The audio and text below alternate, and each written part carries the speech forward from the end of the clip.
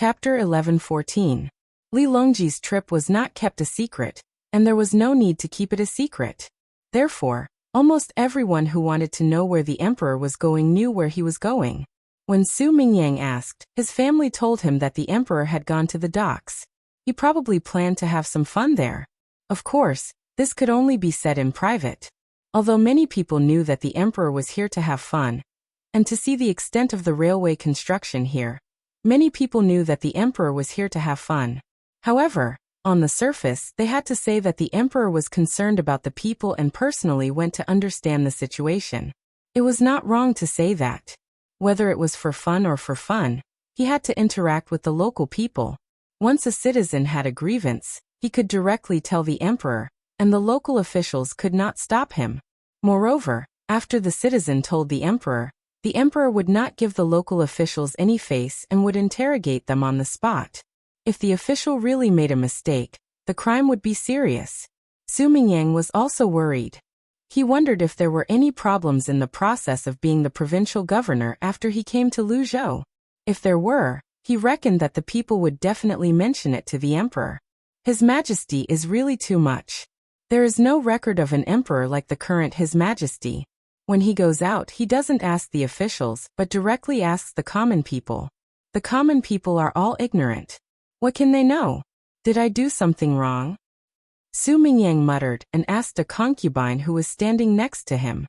This concubine was beautiful. Although her status was not as good as that of the official wife, she had a different taste. The official wife was in charge of the family and had to take care of the big and small matters in the family. Not only was she generous, but she also had to be dignified. She did not have to be very coquettish. However, a concubine was different. A concubine must be beautiful, have a seductive gaze, have a good figure, know how to act coquettishly, and be proficient in the art of the boudoir. Su Mingyang's concubine was like this. Husband, what mistake can you make? You have been doing good deeds for the local people ever since you came to Luzhou.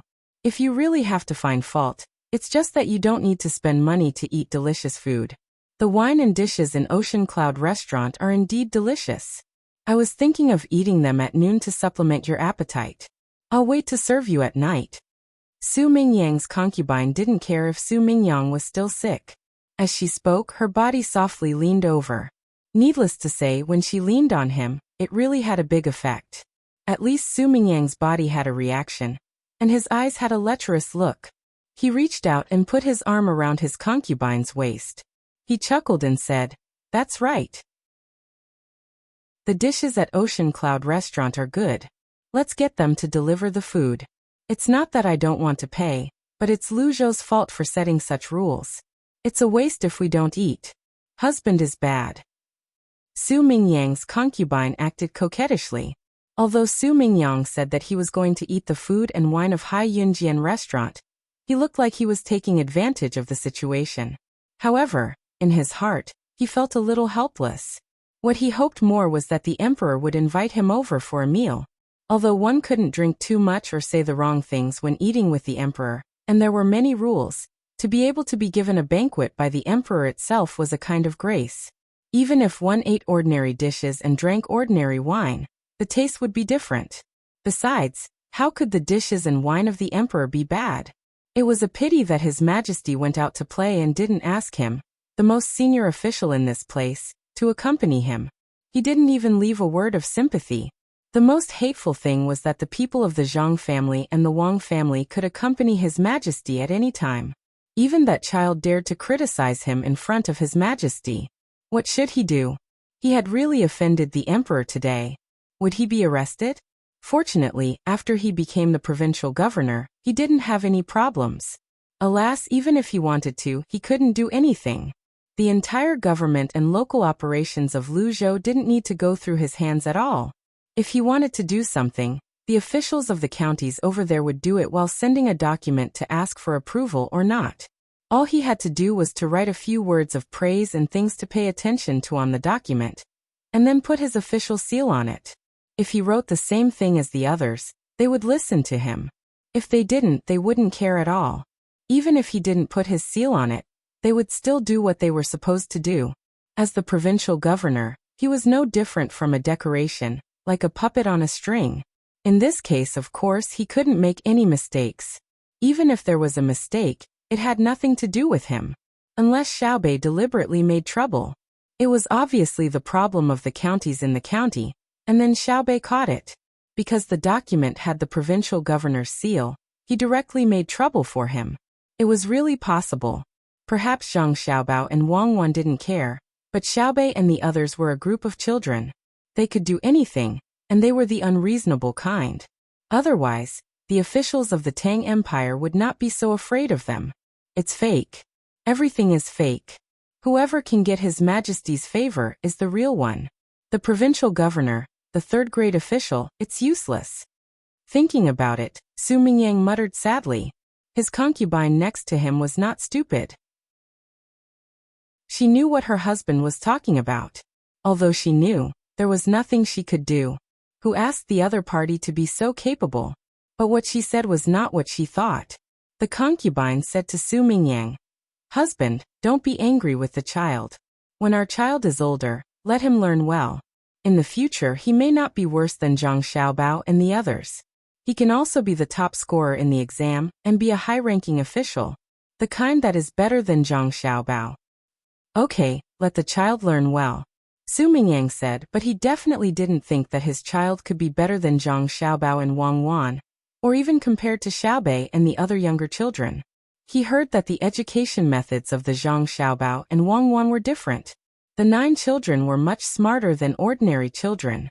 Not to mention other things, just their courage was not ordinary. When ordinary children saw the emperor and knew the emperor's identity, they were so scared that they did not dare to make a sound. Unlike Xiaobei and the others, who dared to let the emperor hug them and fight for food with the emperor, they had become spirits. Go, let the Hai Yunjian restaurant prepare lunch. I want to eat a big banquet, the kind with 64 dishes. I can't control them, but I have to make them feel uncomfortable when I eat. Su Mingyang gritted his teeth and said. Immediately, a servant left and went to the Hai Yunjian restaurant to give orders. In the past, this was also done. Anyway, it didn't cost money. No matter what he wanted to eat, as long as the Hai Yunjian restaurant had the ingredients, they would agree to cook it. Moreover, they would cook it very carefully. Although other restaurants also didn't cost money, the taste was not as good as that of the Hai Yunjian restaurant. Therefore, they rarely went to other places to eat. Unless the master was strolling on the street and was hungry and didn't want to wait. Then he would casually find something to eat. Then the servant would be responsible for giving him something as proof and writing a receipt for what he ate, and let the seller go to the business association to get the money for reimbursement. However, today seemed to be different from before. After the servant went to the Hai Yunjian restaurant, he came back with his head lowered regretfully.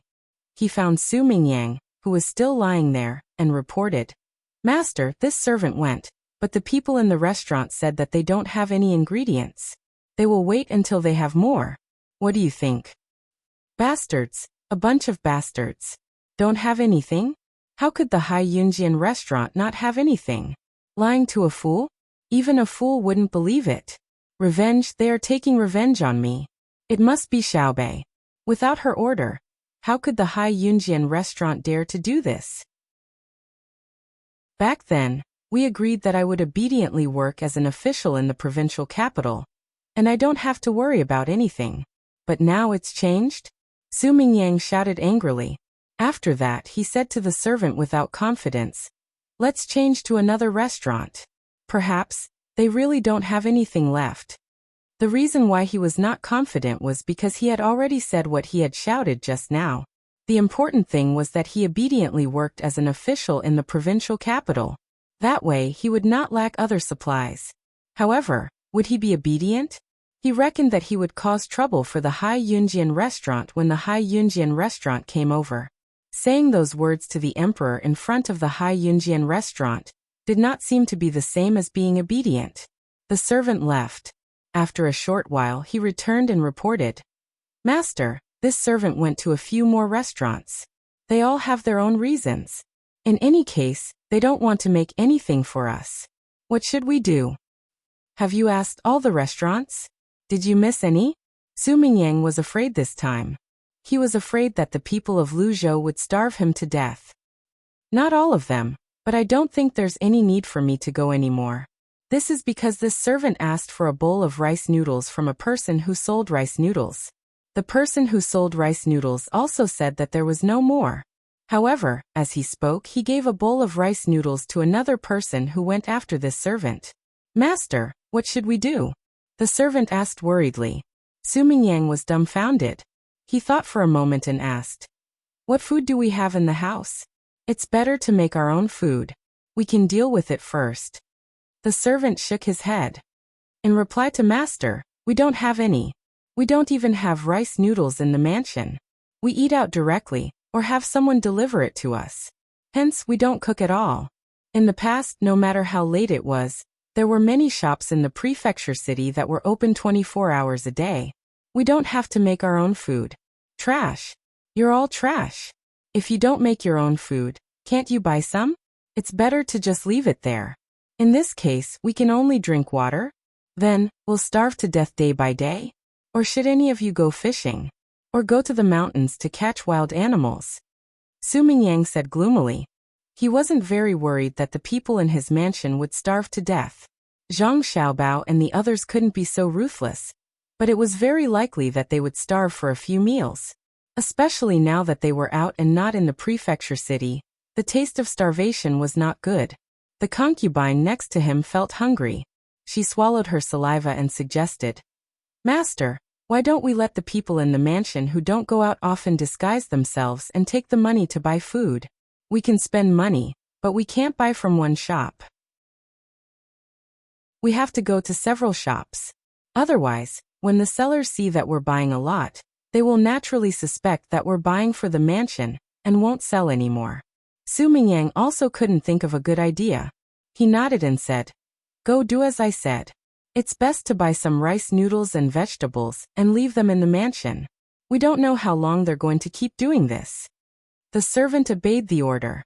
This time they successfully bought enough food. Apart from the food prepared by others, they also bought rice noodles. They didn't want to be found out next time and not sell anything, so they wouldn't starve. When it was almost noon, Su Mingyang had wine and food. The clever concubine had thought of a good idea and successfully avoided the blockade by the locals. They won the battle of food control. However, Su Mingyang didn't feel the slightest joy of victory. Once again, he felt the extent of the influence of the Zhang family and the Wang family in Luzhou. "Husband, why don't we not be officials in Luzhou and go somewhere else to be provincial governors in other provinces? That way, we won't starve to death," the concubine said worriedly as she served Su Mingyang wine. Su Mingyang took a sip of wine and shook his head. "It's useless. As long as it's in Tang, it's useless to be an official anywhere. As long as Zhang Xiaobao and Wang Wan are willing, there's nothing in Tang that we can eat. We can't even pick up the food that others throw away to feed the animals. The people are biased towards them. Then I'll go apologize to them and admit defeat. We can't always be stubborn." Su Mingyang's concubine was clever. In her opinion, it was not a big deal to admit defeat. She always tried to please the main wife. Although she seemed to be favored, if the main wife didn't allow the master to sleep in her room at night, there was nothing she could do. Su Mingyang was quite touched. He sighed and said, "I know what you're thinking, but you can't go. Not to mention apologizing, you can't even see them. Do you think they can see just anyone? The people can see them because they want to see the people. None of them is lower than me. I'll go. When they come back, I'll go sick and tell them that I haven't eaten yet. I'll ask them to pity me. If something like this happens again in the future, I'll hide as far away as possible." While Su Mingyang was eating the food that he had secretly bought, Li Longji and the others were also eating. There were many children in the children's amusement park near the docks. Some came here specifically to travel, and some came here to work. Their children were arranged to go to the amusement park when they wanted to have a couple world, or when they wanted to buy and sell goods. The amusement park also had the function of a kindergarten, so they took care of them free of charge. Today, in addition to the foreign children, the local children also had a holiday. On a festive day, the children had to have time to play. It just so happened that the holiday was given together with the summer vacation, so it was fine if it was a few days earlier. For a time, the children's amusement park became very lively. More importantly, the food that they ate at noon was different from before. The chefs dispatched by Hai Yunjian made food for them to eat. It was not a big pot of rice, but a single child could not finish a large plate of food, so it was divided into different types and placed there. The children held the plates that were distributed and lined up to get their food. The people in charge of getting food today were Li Longji, Empress Wang, Wu Huifei, Zhang Xiaobao, and Wang Wan. The children were nervous and expectant. They had not eaten yet, but they already felt that the food was delicious. Their parents also stood in the distance and watched. They were all excited. The people who got food for them were the highest existences in Tang. Not to mention the food cooked by the chefs of Hai Yunjian restaurant. Even if the food was placed there, as long as these people got food for them, it would be delicious. Li Longji gave a child a spoonful of braised pork and a few other dishes. Finally, he asked, "How much do you eat?" "I'll eat as much as you give me. Even if I'm full, I'll eat it." The child also knew who was the one who gave him the food. His eyes were wide open and filled with little stars as he said excitedly. Chapter 11:15. The sky is full of scorching heat. The leaves curl up on the cotton. The sea is distant. People are on the shore, children or toddlers. The 4 seasons are short. There is no resentment in life. Spring, summer, autumn and winter are all looked forward to. There is no sigh of sorrow, listening to the cicadas. Spring is also joyful. Autumn is also beautiful. The sound of the cicadas in the sky, the sound of the cicadas in the evening, the sound of the cicadas together, forming their own space. There is no weariness but listening to the cicadas. There is a light call early, there is a snore at noon, all day long. There is no break. The cicadas dance gracefully, the sound is clear. The cicadas sing, the sound of the cicadas passing through the gauze, is blue by the seaside. The cicadas spread their wings and face, reflecting the blue sky on the horizon. The cicadas sing, is passed on forever, is the heart passing through the autumn cold. Perhaps singing along the riverside with the rising sun, perhaps painting the mountains with the sunset.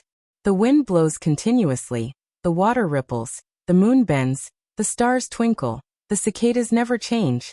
It is still the same as before. The sound of the waves by the seaside never stopped, accompanied by the sound of the seabirds and the movements of the cicadas on the trees, making the amusement park seem very lively. Even more lively were the children. They carried their plates and whispered to each other as they lined up and walked in front of Li Longji and the others. It was as if they wanted to stay in front of everyone for a while, but they were afraid that the children behind them would rush them. Xiao Bei led the way, bringing 11 children to squeeze in the line. Even the 2 younger children, Pan and Jun didn't allow others to help them carry their plates. The thin wooden plates could be lifted by the 2 of them, but if there was food on them, the 2 of them would probably have to work together to carry one plate. The premise was that they knew how to cooperate. The child who said that he would eat as much as he wanted would not be stuffed. Li Longji only gave him a spoonful of rice. If it wasn't enough, he could get more, but if he really ate until he was full, it would be a crime. "Get Xiaobao, I want this and this." A child stood in front of Zhang Xiaobao and pointed at the 2 dishes in front of Zhang Xiaobao with his white, tender, and chubby little finger. Li Longji and the other 4 were in charge of the rice and the main dishes. Jiang Wang clan and Madame Wang were pregnant, so they weren't in charge of much. They were only in charge of the fruits and soup. Li Longji's work wasn't heavy either. He was in charge of giving the others rice or small steamed buns. There were no wontons, dumplings or pies today, so he was worried that they wouldn't be able to handle it. However, there were quite a lot of dishes, a total of 20 meat dishes and 20 vegetarian dishes.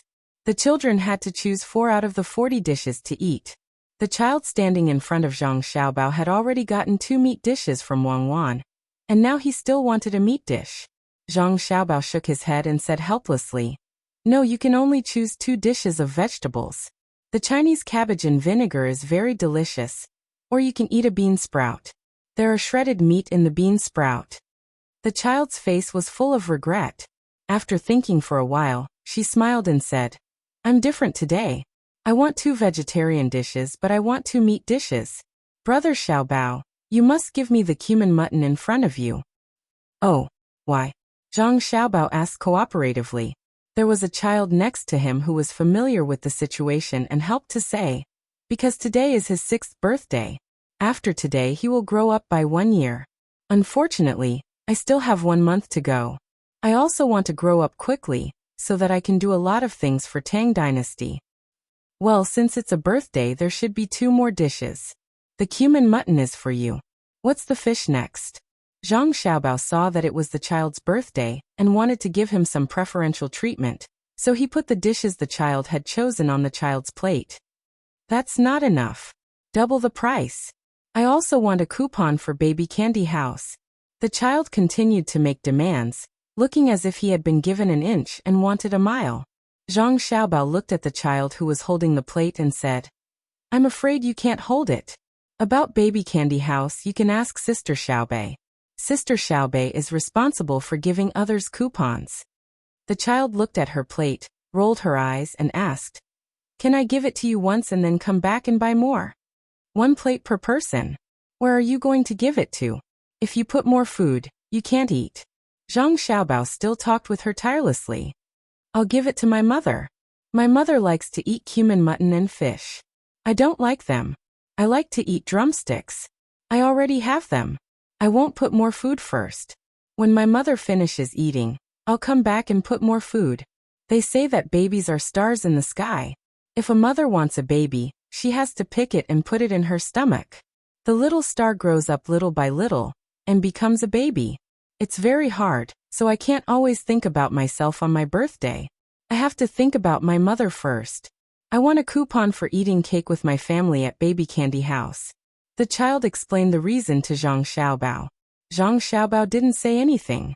He doubled the amount and put more food on the child's plate, indicating that he could give the food to his mother first, and then come back for another set. At the same time, Xiaobei, who was in the line, took out a piece of paper and a pencil from her bag. She wrote free coupon for a premium pastry set, and squeezed over to give it to the child. She didn't carry printed coupons with her.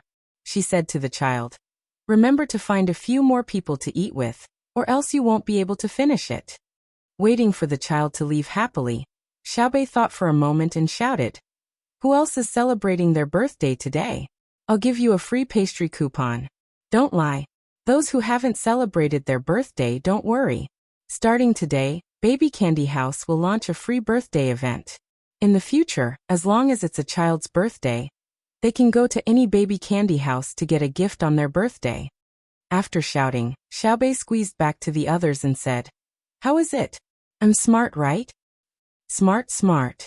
Sister Xiaobei is the smartest, Panner said, blinking her big eyes. She probably didn't understand what Xiaobei had just said. With Xiaobei's shout, there really were a few children who cheered happily on their birthdays today. They also copied the child from before, and said that their mother didn't come with them, so they should pack up and take them back. As for whether the food could last until they reached home and didn't spoil, that wasn't something they needed to consider. Their fathers could only sigh helplessly. Who told them to only be responsible for providing the stars and not responsible for raising them in their stomachs? A smile appeared on Li Longji's face. He felt that the child being able to say such words meant that his teachings were successful. In the future, the Tang Empire wouldn't have to worry. Just as Li Longji was feeling happy, a child stood in front of him and asked, I should call you Your Majesty, right? Just as Li Longji was about to nod, he suddenly thought of something and immediately said to the child, You have to call me Uncle Emperor. All the children in the Tang Empire are our treasures. We are all the children's Uncle Emperor. Really? Then, Uncle Emperor, I want 2 spoonfuls of rice. I'm strong and can eat a lot at home. My father says that he won't be able to support me for much longer. The child seriously said bad things about his father. How could someone who could come here to travel or do business be short of a bowl of rice? Li Longji chuckled and gave the child in front of him 2 spoonfuls of rice, then called for the next child to come over. With the words he just said to the child, all the children started calling him Uncle Emperor. Fortunately, there were not many children in the amusement park. After being busy for half an hour, all the children sat down to eat. Some had even finished eating. They sat there and did not get up. They were eating fruits in their mouths and watching the others eat. There was still a lot of food left, but they couldn't throw it away. They shared it with the other adults. Zhang Xiaobao and Wang Wan also finished choosing dishes for their mother.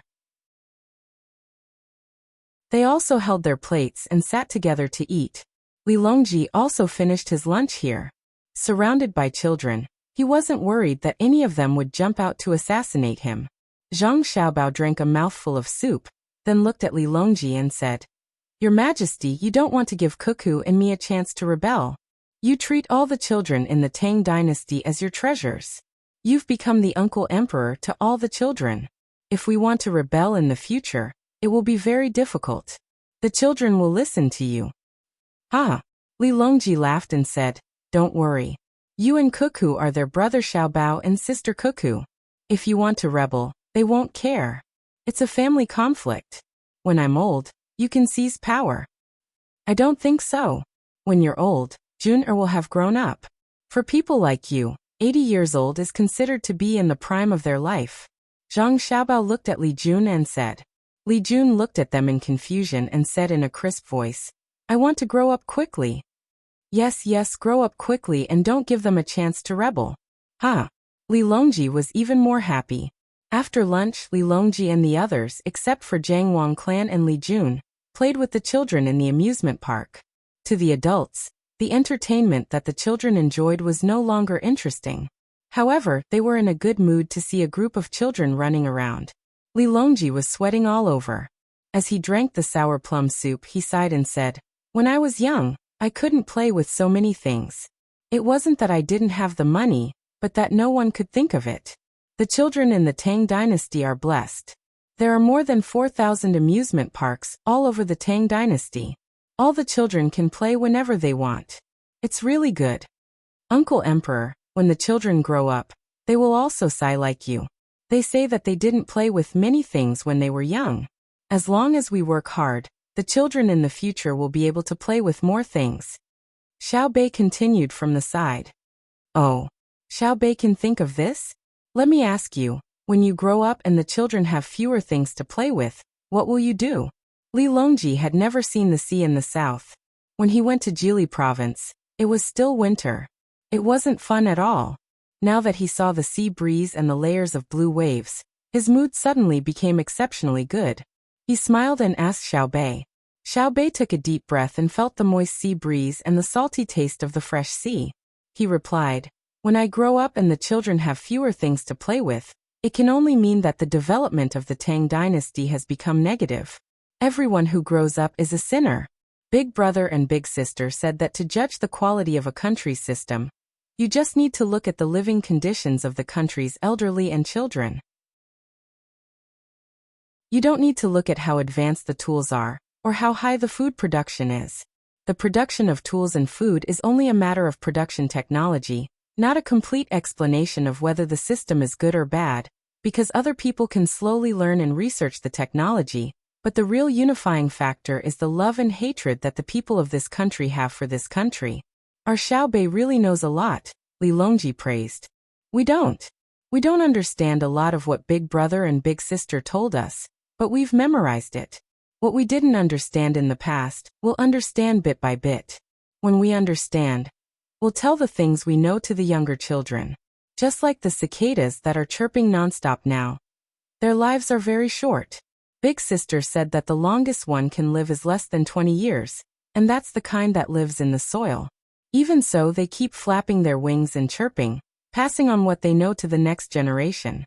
Winter goes and spring comes, and the cycle never changes. Perhaps in the future, people can easily fly into the sky, but the chirping of cicadas will never disappear. In the river of time, the life of a cicada is no different from that of a human. In 10,000 years, the lifespan of a human and the lifespan of a cicada are the same. The difference is that on the surface, humans are smarter than cicadas, but the same thing is that from birth to death, we've always been pursuing. This has never changed. Civilization is also a struggle. As Xiao Bei spoke, he spread his arms and let the sea breeze flutter his clothes.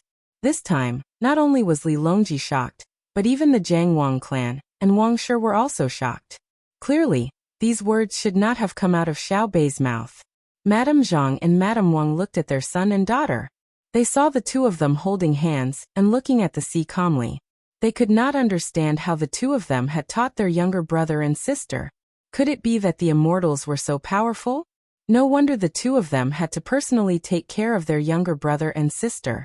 If it were the two of them, they definitely would not have been able to teach Xiao Bei and the others to become like this. Zhang Xiaobao and Wang Wan heard Xiao Bei's words, and at the same time, they felt the gazes from others. But neither of them turned around. To them this was nothing. It was nothing more than a little philosophical thought. Many of the children of their time could do it. Some of the children could even say things like, "It's snowing, spring is coming." Besides, it was not like Xiao Bei was the only one who thought of this.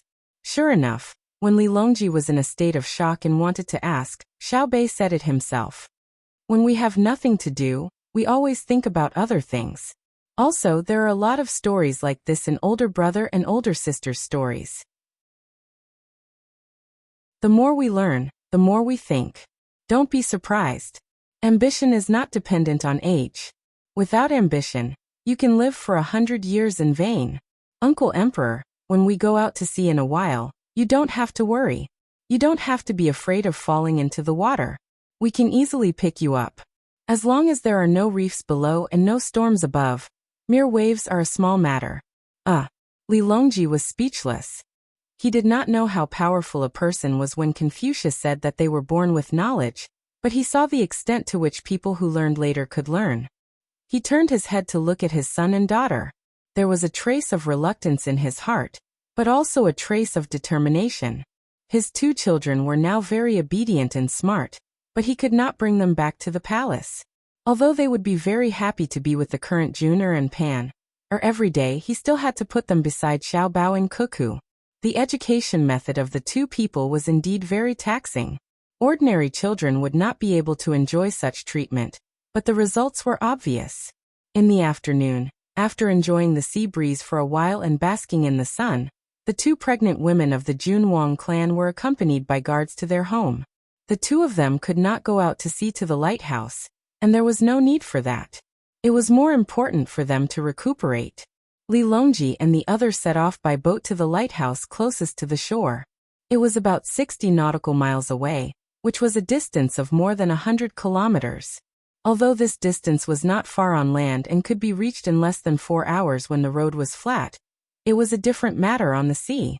It was estimated that even if they went to the lighthouse at the fastest speed, they would only arrive at night. Zhang Xiaobao did not let anyone send a signal to the lighthouse. He wanted to give them a surprise and bring them more food for daily consumption. Of course, it might be better if they could go to the farthest lighthouse, but it was too dangerous and would take too long. Li Longji still had to go to the Shirwan Mountains to wander. When they went to the lighthouse, they did not take a big boat, but a medium-sized boat that was slightly larger than a fishing boat. Only on this kind of boat could they feel the charm of the waves. If Zhang Xiaobao took his younger siblings out, he would use a smaller boat and give his younger siblings life jackets to feel the ups and downs of the waves. However, Zhang Xiaobao and Wang Wan admitted that Li Longji's equestrian skills were very good. It was not just good, including equestrian archery.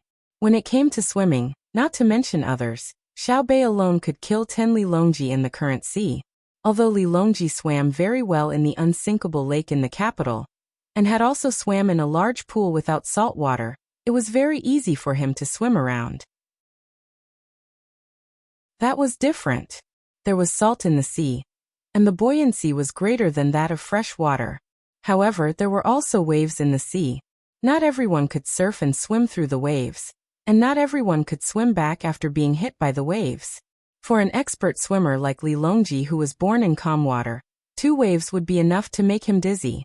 Li Longji was also self-aware. He obediently put on a life jacket, and even carried a bag with food and water on him, in case he accidentally fell, and was washed away by the waves and died of thirst before anyone could save him. Uncle Emperor, don't be afraid. I'll be by your side. If the boat really capsizes, it's probably impossible for me to bring you back, but it's still possible for you to float on the water. Xiao Bei ran to Li Longji's side and sat down. The other children also had their own responsibilities. Although Xiao Yuan and the others' swimming skills were slightly worse than Xiao Bei's, it depended on who they were compared to. Gao Lishir, Wang Ju, Empress Wang, Wu Huifei and Pan, or were all guarded by Xiao Bei and the others. The two people in charge of rowing the boat were also good swimmers. Next to them were 3 large ships, 2 gunboats, and 1 troop transport ship. They were heading towards the nearest lighthouse. Xiao Bao, the hawksbill turtle, said it can be found here. How do we find it? This was the first time Li Longji was so close to the waves. In order to ease the tension in his heart, he could only talk to Zhang Xiaobao. Zhang Xiaobao held a telescope in his hand and looked at the sea. He didn't care about the current wind and waves. He wanted to see if there were any sharks. Even though there weren't many situations where sharks capsized the boat. When he heard Li Longji's question, he replied, "After we reach the lighthouse, I'll go down and see if I can catch one. Today is my birthday. I wish my mother good health and all the best. I also wish my brothers and sisters happy." I wrote a short essay in front of it for the readers.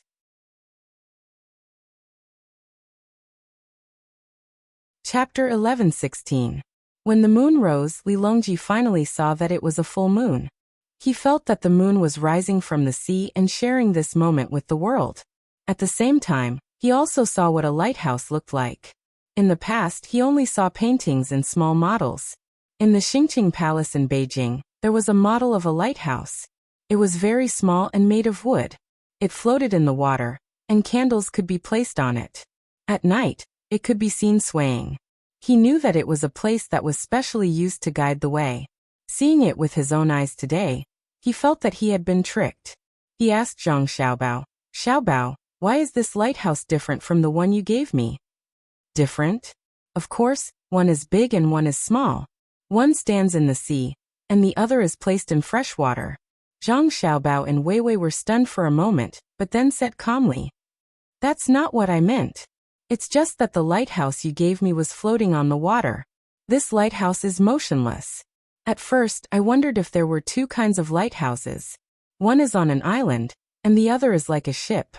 After all, it's not easy to find an island or a big reef in the sea. Now that I have seen the situation in the sea, I think it's very difficult to build a floating lighthouse. Even the biggest ship can't withstand the wind and waves if it stands on the sea all day long." Li Longji emphasized. What he meant was, "Xiaobao, why did you lie? If I didn't see it with my own eyes, I would have thought that there were 2 types of lighthouses. If I told others about it in the future and they saw it, wouldn't they laugh at me in their hearts?" Zhang Xiaobao looked at Li Longji in surprise, then at Gao Lishir. Gao Lishir nodded and admitted. "Is there a floating lighthouse?" Zhang Xiaobao asked Wang Wan. Wang Wan rolled her eyes at Zhang Xiaobao and said, "Do you think it's a drilling platform? The quality of your gift is not good enough. The glue at the bottom is broken." "Oh, Your Majesty, did you hear that? It's not floating. It's because your management is not up to standard, so the glue on the base broke. Go back and get someone to glue it again. Remember to maintain it often." Zhang Xiaobao shifted the blame. Li Longji nodded but did not pursue the matter. He couldn't possibly return to Beijing and kill the person who was in charge of the model. Furthermore, he felt that Zhang Xiaobao wasn't good at business and didn't give him a warranty. He was now more interested in the drilling platform that Wang Wan had mentioned. He asked, "What is a drilling platform? Fighting in the sea to find fresh water?" "I'm looking for oil. Fresh water isn't worth that much." Zhang Xiaobao explained, "There's a lot of oil in the sea around Great Tang. It's much better than the oil we can find on the ground, and there's a lot more of it. We don't have to travel very far and wait to occupy other people's original land for long-distance transportation. Oh, there's oil under the sea? Quick, come out. I can pay for it." Li Longji got excited. He knew about the Ministry of Works and knew that they were refining oil in large quantities. He found it amazing that oil could be used for more than just fuel. Although he was satisfied with the oil refining technology, he talked to Zhang Xiaobao and Wang Wan every time. Zhang Xiaobao and Wang Wan couldn't stand the current oil refining technology anymore. They said that if the amount of oil refined was small, it would cause a lot of pollution. During the refining process, there was a lot of waste. The refrigeration technology could only reduce the temperature to 0 degrees Celsius. Many things were not collected. It wasn't that they didn't want to collect them, but they were afraid that if the oil was stored in a container, it would explode before they could collect enough gas. Not to mention the other chemical products. Another reason was that oil was not easy to extract. Other than the oil that could flow out by itself, the rest of the oil had to be dug and filled with barrels before being brought up. With such advanced technology, Zhang Xiaobao and Wang Wan could only look at it helplessly. Li Long had always wondered if there was a better source of oil that would make it easier for people to produce it. At this moment he was thinking about the oil under the sea. Not only him, Empress Wang and the rest were also looking at Zhang Xiaobao and Wang Wan. Gao Lishur spoke. Xiaobao, is it more tiring than digging holes? That's why you don't intend to look for oil under the sea? It's more than tiring. I have always wanted to get oil under the sea. With this shipbuilding technology, I will go to other places and extract oil from land. Anyway, we will use pressure to extract oil from land, and it is much easier to extract oil from land. This is just a dream. Let's wait. When our descendants do this, I probably won't be able to see it. Unless countless geniuses are born in the Great Tang. And if they don't take any detours, when I'm old, I'll be able to see oil and natural gas continuously being extracted from the sea. For now, let's just watch the lighthouses. The people guarding the lighthouses will not be able to guess who is coming. Zhang Xiaobao said helplessly and regretfully. He did not have much hope in extracting oil from the sea. They did not even have the simplest shipbuilding technology. If they had that technology, Tang could easily conquer the sea. At least relatively speaking, there would be fewer deaths. In fact, they could also conquer the sea now by using countless ships and countless lives. In the era of sailing ships, it could be said that they could conquer the sea, not to mention the second generation of steam engines. With a bigger tonnage coupled with the sail, it would be much more powerful than the Spanish. Most importantly, Zhang Xiaobao and Wang Wan could draw a map of the ocean currents to prevent the ships from running around blindly. At the same time, they could take various precautions at sea. The only thing they had to worry about was the weather. This could not be helped. Even in the era of satellites, there were still ship accidents. As for the reefs, it was easy to deal with them. The ships did not move alone. Every time they went out, it was a group of ships. Furthermore, they could not be fully loaded. If a ship hit the reefs, they would first transfer the people out and see if they could take out the goods. The other ships would then go around and mark the reefs. Through continuous trials, they could always find a safe route. It would be even better if someone could create a sonar system. While Zhang Xiaobao was thinking about the good things in the future, the ship had already docked at the small pier of the lighthouse. The small pier could only stop medium-sized ships. Large ships could not get close, otherwise, they would really hit the reefs. Even medium-sized ships had to be carefully controlled and docked at the spot where people dived. Usually, large ships would not resupply at the lighthouse. They would only use the light of the lighthouse to locate the ship at night. Occasionally, when they needed to resupply, it would be to replenish some fresh water. The fresh water was brought to the lighthouse by large ships. A specially built reservoir was placed at the lighthouse. If there was a lack of fresh water, and they could not return to the port, they would replenish it. Apart from guiding the route, the lighthouse was mainly used by fishermen. The fishing boats were not very big. When they encountered storms, they would dock at the lighthouse. Then, they would place their hopes on the heavens. They hoped that the ships docked at the small pier would not be smashed into pieces by the storms. If they were really smashed into pieces, they could only blame it on their bad luck. At least they were still alive. When the ship docked, the lighthouse keeper came out with a glass oil lamp in his hand. After shaking it twice he shouted, "Where's the ship?" One of the men rowing the ship replied, "It's Luzhou's. We just left Luzhou and are here for dinner." "Where's Luzhou's ship? Don't they know the rules? The weather hasn't changed. Why didn't they bring their own food? They're tormenting us at night." The lighthouse keeper's tone was clearly displeased.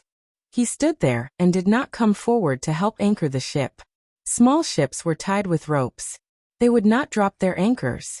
If one saw a small ship dropping its anchor when it stopped, the owner of the ship would be the biggest fool. Li Longji thought the lighthouse keeper would welcome them happily. Was the lighthouse not the home of those who worked at the sea? Why was the lighthouse keeper unhappy? Then he asked, "What's the situation?" Of the two rowers, one jumped ashore to tie the rope, the other set up the gangplank and replied, "Replying to your Majesty's question, the so-called rule is actually an unwritten rule between the people guarding the pagoda and the people who go out to sea to fish. When the ship leaves the shore, if there are no special circumstances, the ship should not come up for dinner. This is because the lighthouse keepers have to cook for them. It's tiring and troublesome. Unless the ship asks them to use the fire when they come over, they don't care. The materials for the fire and the food for the lighthouse are all brought to the lighthouse by the fishermen at sea. The rule is that whoever uses them has to make up for it. Usually the fishermen at sea would bring more and use less than what they bring. Hence, the lighthouse has a lot of surplus items. Under special circumstances, it's used by the people who are hiding in the lighthouse and can't go out. It's like taking from the people and using it for the people." While they were talking, Empress Wang and the others had already gone up. Li Longji also stepped onto the shore, nodded, and said, "I understand. It's the same as the food stored in the trees when hunting in the mountains. It's an important place for emergency and rest. Everyone follows the same rule. They can't just leave after they finish eating." "That's right," replied Zhang Xiaobao. He was carrying the gifts for the lighthouse. They were local specialties from Xuanyang, fresh vegetables and fruits. Under normal circumstances, the people at the lighthouse could only eat fresh food once every few days, including pork and the like. They were all brought by the fishermen at sea. They didn't bring much, especially in summer. They spoiled easily. If they didn't come out at night, they would spoil easily in the day. The people at the lighthouse usually ate ham, bacon, dehydrated vegetables, dried fruits and canned food. Of course, this treatment was already very good for the people guarding the lighthouse. After all, the people who went out to sea before knew how difficult it was to eat outside. Even if there were sun-dried or shade-dried vegetables, they couldn't be eaten when they were brought out. There wasn't enough fresh water to soak in. Wang Ju and Gao Lishir also helped to carry some of the things they brought. The rest was left to the two people who had tied the boat to the lighthouse. Other than pork, there was also venison. All of them were fresh and kept in ice. There was even wine. The person who ran out with an oil lamp finally realized that something was wrong. There were too many people on the boat. If they were really here to fish, the boat wouldn't be able to hold too many fish in one trip. It would be full of people. "Why are there so many people?" As he asked, the lighthouse guard walked towards the dock. He wanted to see who was so stupid as to bring a boat full of people out to sea. When he got closer, he finally realized that something was wrong with the situation with the help of the moonlight. "There's a child? Which family's child came out to play instead of studying in school?" "Ha, it's me. I'm here." When Xiao Bei heard the question, she shouted and ran towards the lighthouse guard. It was her first time coming to the lighthouse, so she found it very interesting. Slow down, slow down. Watch your step. Don't fall. It's all broken stones." "Who are you?" The lighthouse guard saw a child running towards him and quickly shouted. Xiao Bei tripped and almost fell. She steadied herself and patted her chest. She said with lingering fear, "Why didn't you lay down sand? It's all stones." "You are?" The lighthouse guard came in front of Xiao Bei and waved the lamp twice. He looked at Xiao Bei doubtfully and tried to recall whose child she was. After looking at her for a while, his eyes suddenly widened. He said with a look of disbelief, "You are Xiao Bei?" How did you know?" Xiao Bei was confused. This person was too amazing. He could actually recognize her identity when he saw her. "Are you really Xiao Bei?" The lighthouse guard pointed at Xiao Bei's bag with his other hand and asked again with uncertainty. Xiao Bei looked down at her bag and found that there was a very large rice seedling pattern on it. In the middle of the rice seedling was the word Bei. Only then did she know how the lighthouse guard recognized her. It was too eye-catching. Besides, other than the two families in Tang, no one dared to use the rice seedling pattern. "All right, I'm stupid." Xiao Bei patted her bag twice and asked the lighthouse guard, "Are you very happy? We're all here. Uncle Emperor, the Empress, concubine Hui, and my grandfather are here. Haha, why aren't you smiling? Xiao Bei thought that the lighthouse guard would be very happy after knowing her identity. In the end, she was very disappointed. It was not that the lighthouse guard did not want to smile, but he was dumbfounded. He did not even dare to dream that the Zhang family and the Wang family would personally come to the lighthouse. They were so busy. How could they come to his place and meet him? Old Hu, what are you waiting for? Hurry up and greet the emperor. A rower carrying a large bag in each hand came to the front of the tower and shouted loudly. The bags were still dripping with water. Ah, good, the emperor is here? Old Hu, I greet the emperor. The lighthouse guard finally woke up. His face was still full of shock. His voice was trembling, and he was about to kneel. Xiao Bei hurriedly pushed Old Hu with his hand and said, Don't kneel. It's full of gravel. I was wondering why you didn't put some fine sand on the ground. When the time comes, there will be the beach, the sun, and the waves. Wouldn't it be better to swim and bask in the sun? Let's talk inside. I'm here to take a look. Li Longji coughed and ordered Old Hu. Yes, let's talk inside. Old Hu repeatedly agreed. He turned his head and shouted at the lighthouse, Everyone get up. The emperor is here. Xiao Bei and the others are here too. Don't sleep in. Get up, everyone. Whether the people inside heard him or not, the people outside didn't know. Whether they panicked after hearing him, the people outside also didn't know. Li Longji had already heard that there were 2 people guarding the lighthouse, but from Old Hu's shout just now, he found out that there was more than one person inside. Glancing at Gao Lisher asked Old Hu as if they had a tacit understanding. How many people are guarding the lighthouse? 4. Old Hu replied. He didn't know Gao Lisher, but it didn't matter. Anyway, the people who could come were all of a much higher status than him. Even the 2 people who came with him could be seen clearly now. They were the leaders who specialized in using large ships to replenish the various lighthouses. Although there were fishermen in charge, in case the fishermen had something to do during a period of time, there would naturally be people who were responsible for delivering supplies. I once heard that there were 2 people guarding the lighthouse. Now there are 4? Li Longji asked personally. It has changed since 3 years ago. The lighthouse that is close to us has 4 people, and the lighthouse that is further away has 6 people. At that time, people from other places came over, saying that they were doing business, and then wanted to cause trouble. One of the lighthouse people was even killed by them. Since then, we have been on guard against all people who are not from the Tang Empire. We don't allow them to easily come to the lighthouse, and we also don't let them eat our lighthouse for free. Usually, a boat full of fish can only be exchanged for 2 bowls of water at our lighthouse. I heard the news from the lighthouse people at the front that they usually send a lot of fish and leave it at the lighthouse to prevent them from dying of thirst or starvation when something happens, and they don't have anything to give to the lighthouse. Their people really died of thirst after that incident. Although they are not from the same tribe as them, it doesn't matter. As long as they are not from the Tang Empire, they have to hand over their things first and help later. Old Hu said excitedly. Perhaps it was because it was nighttime and he couldn't see the emperor clearly. So other than his previous nervousness, his heart was much calmer now. Li Longji nodded. His good mood just now had also changed. Whenever he heard that people from the Tang Empire were harmed in other places, he would be unhappy. Especially before he came, many people had died. Other than a small number of people from the Tang Empire who were directly killed, there were also people from the Tang Empire who were captured and needed to be killed.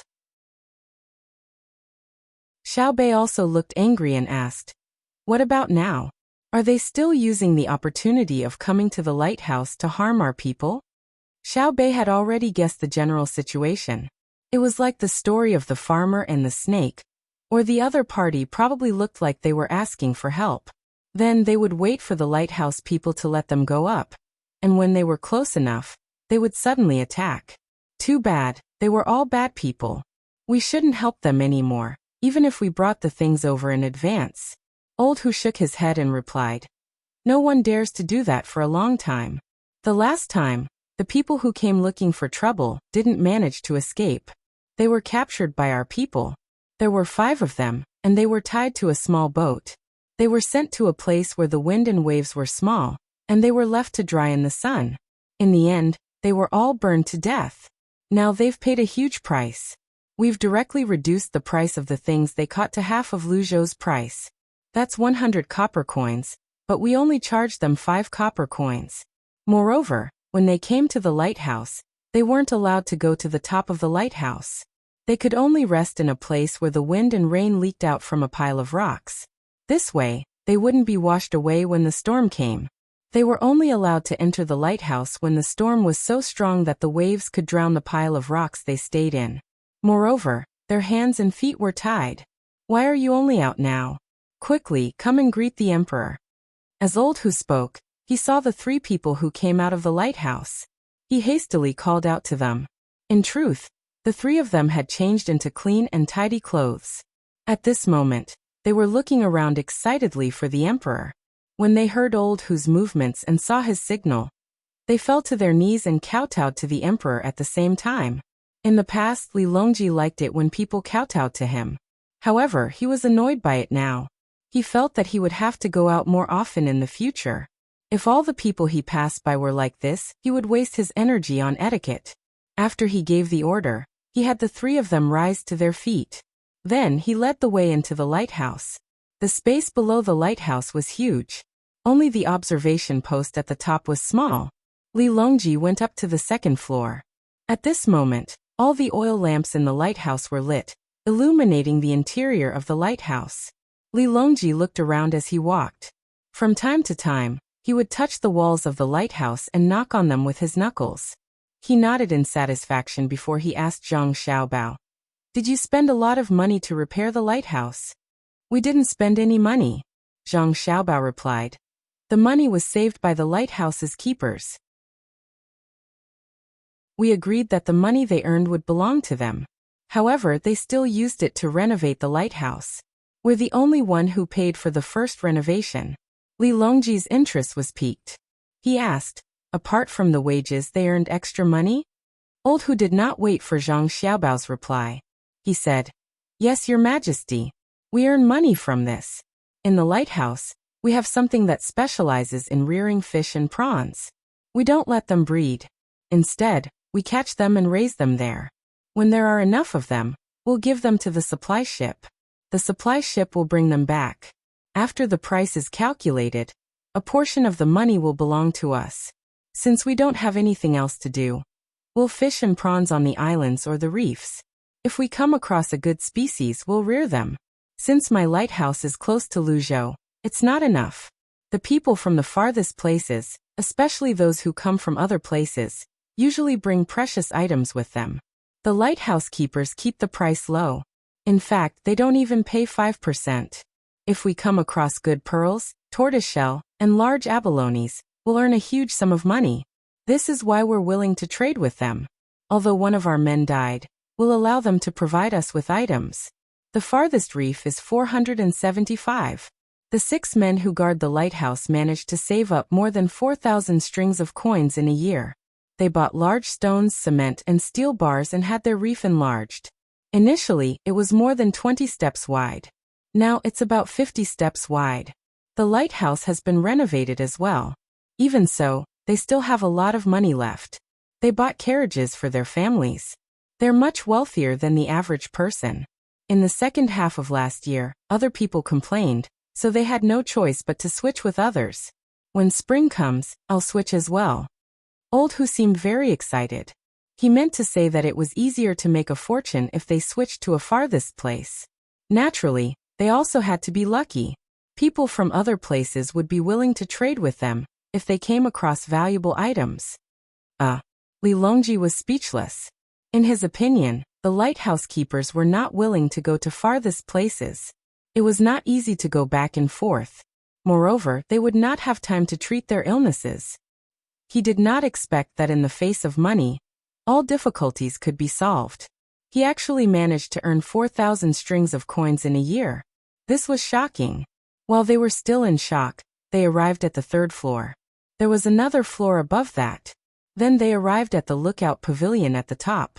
It was not this high in the past, and the space was not so big. Everyone sat down. Old Hu ordered someone to prepare tea. The water was already boiled and stored in a thermos so that they could drink it at any time. Drinking a mouthful of hot water would make one feel much better. Li Longji did not ask Gao Lisher to bring out his tea. He drank the tea prepared by the lighthouse. It tasted bad and had a lot of foam. After drinking a few mouthfuls, Li Longji asked, "There are 4 people in the lighthouse. What are they in charge of?" In response to your question, Your Majesty, they're also in charge of the lighthouse. However, they usually do different things. For example, I'm in charge of cooking. My cooking is the best. When I'm not sleeping, I cook for them. When I sleep, Little Chi cooks for me. Apart from fishing for prawns, we're also learning how to read. 2 of the soldiers were sent here by Lu Zhou. They were fully literate and even brought books with them. When they were not catching fish, they would train in the sea around the lighthouse or shoot at the targets on the small boats that were released from the shore. Sometimes, they'll sit on the boats and shoot at the targets in the sea. They're specially sent by Lu Zhou. Not everyone has this opportunity. Only the most elite are allowed to train in the lighthouse for 2 years. A place with 6 people is 4 soldiers. I heard they'll be used for war in the future. Now they're practicing swimming and shooting at the floating targets. Old Hu could not be bothered to drink his water. There was no end to the conversation. Little Chi wanted to chime in, but he did not have the chance. As for the 2 soldiers, they sat obediently at the side with their backs straight as they waited for the emperor's orders. The 2 men who rowed the boat could not rest. They climbed to the top and took over the lookout job. Li Longji listened with great interest. He would think about it from time to time before he voiced his doubts. When he heard Old Hu talking excitedly, he felt a different kind of feeling. Old Hu explained the current situation of the lighthouse. There were more and more lighthouses. Whenever there was a big reef in a certain place where the lighthouse would not be submerged in a storm, Lu Zhou would send people to repair it. Then he would arrange for people to work on it. It seemed like a lot of money was spent. Moreover, it did not seem like there was a need for so many lighthouses. However, there was a benefit to having so many lighthouses. The ships that went out to sea became bolder. This was especially true for the lighthouses that were only dozens of miles apart. Once people entered the lighthouses, they felt as though they had returned home. There did not seem to be any danger in that part of the sea. The light from each lighthouse was mesmerizing at night. On the other hand, places without lighthouses would be dark at night. Not only would their eyes be uncomfortable, but their hearts would feel empty as well. None of the fishermen would want to fish there even if there was a big school of fish there. Aren't the gunships in charge of scouting for fish? If they help, they can at least send news back quickly, right? Li Longji could imagine how lonely it was to be out there. Even if the ships were slightly bigger and had a few people on board, they would still feel uncomfortable when they were far away from the range of the lighthouses. Your Majesty, the gunships will report when they see a school of fish on their way back. However, the telegrams can't travel too far. It's said that there are telegrams that can travel even farther in the capital, but Lu Zhou doesn't have one yet. The gunships can't be responsible for delivering news to the fishermen. At the same time, the gunships won't chase after the school of fish. When they return from a patrol mission, the school of fish would have already disappeared. Old Hu seemed regretful when he mentioned this. Li Longji looked at Zhang Xiaobao. He wondered why Lu Zhou was not given a good radio station. Zhang Xiaobao sighed helplessly and said, "Do we have to talk about everything openly? Do we have to tell the others about the strength of Lu Zhou's fleet? The diesel engine from the Ministry of Works has already been delivered to Lu Zhou. Do we have to announce to the world that we want to put this engine on a small boat and turn it into a very fast speedboat? Can we travel dozens of nautical miles in a short time?" Li Longji finally understood what Zhang Xiaobao meant. Although it was said that the people could be made to know what they wanted, they should not reveal everything about military affairs to the people. Otherwise, it would be impossible to expect the people to keep it a secret if they knew about it. A rare expression of embarrassment appeared on Li Longji's face. To cover it up, he asked loudly, "What's a speedboat?" "It's the propeller that's not good enough. It's something that can malfunction at any time. It's the one that's specially used at the most critical moment. It's the first and most advanced thing our family built. Zhang Xiaobao explained. He felt embarrassed as well. Although the item was good, its quality was not good enough. Back then, he had only built it to attract the attention of the palace. He wanted to raise his family's status in exchange for it. Li Longji finally found an opportunity to attack Zhang Xiaobao. You still have the cheek to talk about your propeller? Apart from the mysterious fan blade, the bearings you use are always broken. When I'm at Sujiang, I don't even use it anymore. I can't afford to worry about it. I'll have to repair it after 2 or 3 uses. I was having fun when it suddenly broke. My good mood is gone. You're still hoping to use it for life-saving and short-distance pursuit. Now that the technology is good, I don't see you using it. Zhang Xiaobao said confidently. Now that I don't need to play in a small pond, it's only natural that I won't use it. In the future, I'll be free to fly. When that diesel engine thing is done, let me have a look. Li Longji chuckled as he spoke. Old Hu was listening at the side, was confused. He finally understood. It was not that Lu Zhou did not have a good communication tool, but he had hidden it. It seemed like he could not tell anyone about it. Otherwise, it would be detrimental to Great Tang. He was confused. What diesel engine? What speedboat? What's a bearing? He knew he did not know, but he did not dare to ask. Xiao Bao had said to keep it a secret. The more he knew, the easier it was for him to spill the beans. Let's eat. Try the food from the lighthouse. Things that are chilled can't be kept for too long. Let's cook them, Li Longji said to Old Hu, not wanting to continue talking about the Great Tang military technology. Old Hu did not expect to have a chance to cook with so many people here. He happily agreed and promised to cook his best dishes. Then he turned around and happily went to the kitchen. Old Hu's best dishes were nothing special to Li Longji. He could eat them, but they could not compare to Xiao Bao's. In fact, even the chefs of the Sea Cloud restaurant could not compare to his. However, he still had a good time eating. After the meal, he asked Old Hu about the lighthouse in the sea. With a different dream in his heart, he found a place to sleep. Zhang Xiaobao, on the other hand, was worried. He was not worried that something would happen, but he was worried that they would have to go to the next lighthouse tomorrow, or even one that was further away. This was because Li Longji had asked Old Hu many questions before he went to sleep about whether the lighthouses at different distances were the same. Old Hu's answer worried Zhang Xiaobao. It was impossible for the lighthouses to be the same. Some waters were different, and the scenery was different. The things produced in the sea were also different. Moreover, the lighthouse they were in was surrounded by gravel. Old Hu also said that it was because of the reef that was made of gravel. No matter how much fine sand was collected from elsewhere, it would still be washed into the sea by the waves and storms. It was impossible to build a dike to stop it.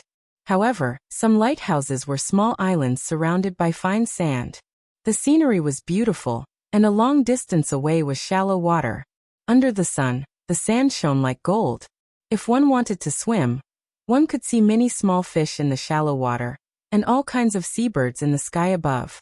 If it was not so far away, they could even build a few houses on it and settle down there. Li Longji listened to Old Hu with a yearning expression on his face. From time to time, he would ask Zhang Xiaobao if it was the same. Zhang Xiaobao was speechless. Was there a need to explain why it was called the Blue Sea Silver Sand? It was because of the beautiful scenery. There was a natural beach, floating clouds, and clear water.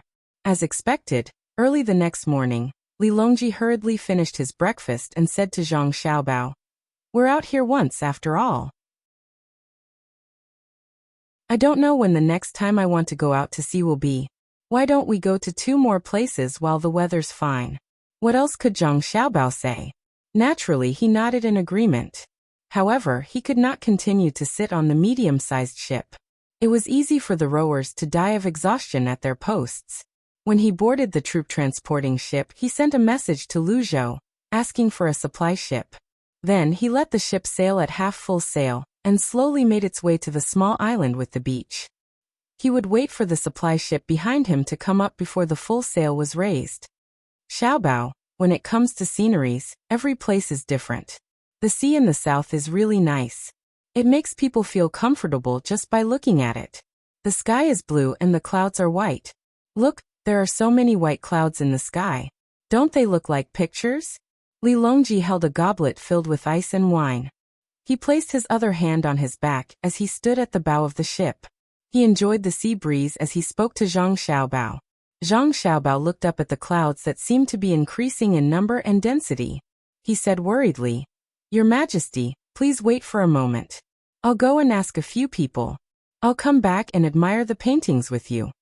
Zhang Xiaobao turned around and left. He went to look for someone who was experienced at sea and asked if there would be a storm. In this era where there were no satellites, he could only rely on himself. Naturally, there were times when a person's experience was more powerful than a satellite's. If he did not keep an eye on the clouds and the data from the various stations on the ground, the weather forecast would not always be accurate.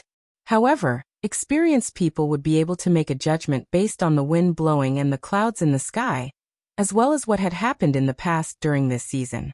Many of these people were old. When he first came to Luzhou, he relied on this group of old people to help him predict the weather. They were very accurate.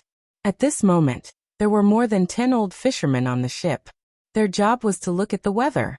After asking around, Zhang Xiaobao felt relieved. It would rain, but it would only rain at night. Moreover, it was not a heavy rain but a light drizzle. 2 of the old men said it was moderate rain. At the same time, some of them said it would stop at midnight while others said it would last until the next night. Zhang Xiaobao had to choose who to believe. In the end, Zhang Xiaobao decided to look for a lighthouse tonight and planned to rest there. He could not stay on the ship. It would be best if he stayed on a small island. If there was a storm, he could abandon the ship, but he could not let anything happen to the people. What do you think? It's only a heavy rain. There's no need to be too anxious. Li Longji had not seen a storm at sea with his own eyes. He spoke to Zhang Xiaobao based on his own conjecture. Zhang Xiaobao felt that it would be great if there was a storm. He wanted Li Longji to see if it was just a heavy rain. Your Majesty, it's different from the heavy rain you saw in the palace in the capital. When a storm comes, the waves can be dozens of meters high. Don't you see that there aren't many houses at the docks? It's not that they don't want to build houses in places with good scenery, but they can't withstand the torment. If there is a hurricane, many of the ships at the docks will be broken. Small boats have no resistance in the sea and can fly up in an instant. If there is a chance, I'll let you see it. Look at the clouds. There are also seabirds. There will be seabirds that will land on the ship. Just sprinkle a few grains. It's very interesting. Zhang Xiaobao knew how serious his words were. Li Longji was only imagining it. Those who had never experienced it would never understand the power of the sea. Li Longji did not think too much about it after hearing Zhang Xiaobao's words. Instead, he looked forward to meeting them. He felt that Zhang Xiaobao and Wang Wan had the ability to ensure his safety. Even Zhang Xiaobao himself did not think that he had the ability. However, he was curious about what Zhang Xiaobao said about seabirds landing on the ship. He asked, "Aren't birds afraid of people? As long as you don't hit them, they'll be fine. Look, there are seabirds on the mast now. They need to rest as well. Oh no. Come back. Shui Yun, you're not allowed to catch seabirds to eat." When Zhang Xiaobao looked up at the mast, he suddenly saw a flock of eagles flying in the distance. The red and white eagles were too dazzling. On the way here, Shui Yun and her family had nothing else to do. Therefore, they tagged along and helped to scout the surroundings. They also caught a lot of prey. When they arrived at Lu Zhou's place, he arranged for them to stay in the tallest building behind Ocean Cloud Inn. He did not expect them to tag along. Based on the way they flew, it was clear they wanted to use force to prove who was in charge of the sea. After shouting, Zhang Xiaobao waved his arms vigorously. He knew Shui Yun and the others could see him. The seabirds on the mast who usually ate fish and now had a chance to taste grains saw the eagles flying in the distance. They did not even have time to rest. They flapped their wings and fled. Shui Yun seemed to know what Zhang Xiaobao meant. Perhaps she did not intend to kill anyone. She looked at the seabirds disdainfully and led her family to land on the mast where the seabirds were resting. Then she called out to Zhang Xiaobao below. "Your Majesty, the grains won't do. Please feed the seabirds some meat later," Zhang Xiaobao said to Li Longji, who was also looking up. Li Longji, Little Bei and the others, who had slept very late last night, heard Zhang Xiaobao's call. Shortly after, they pushed open the cabin door and rushed out. They opened their sleepy eyes and waved their arms happily as they greeted Shui Yun and her family. Come down, come down. Shui Yun, I'll give you something delicious. Come down and land on the railing. I'll give you fish to eat. Little Bei shouted with her arms outstretched. Shui Yun and her family did not obediently land as she expected. Instead, they called out a few times as if they were communicating something. Then, the Hongwan spread its wings and dived into the sea. It was so fast that when its whole body was about to plunge into the water, it flapped its fiery wings and its body suddenly slowed down. However, it was only relatively slow. Then, the Hongwan scooped up the water with its claws and flapped its wings, rising into the air again. In her claws was a big fish more than 1 meter long. It looked scary. The fish was not dead yet. It shook its tail vigorously, but could not break free. Is the Hongwan Shui Yun is looking for an eagle looking for food in the sea? Zhang Xiaobao looked at the Hongwan's skillful movements and guessed. Probably. Li Longji's gaze was fixed on the fish as he muttered. Probably. Carrying the fish, the Hongwan flew toward the ship and spread her claws on the deck. The fish she caught finally broke free, but was unable to return to the sea. With a bang, it smashed onto the deck and stopped moving. It was either knocked unconscious or fell to its death. The Hongwan landed on the mast and called out to the 11 little eagles. The 11 little eagles immediately dived down from the mast. 2 of them dived into the water and flapped their wings a few times before flying up again. They brought with them countless water droplets but failed to find anything. The other 9 eagles directly stopped when they were about to dive into the water. Then they flapped their wings and flew up, not daring to enter the water. Seeing this scene, Little Bei shouted at the 9 eagles. Cowards, what are you afraid of? You won't drown if you fall. Did you forget what you did when you learned to fly?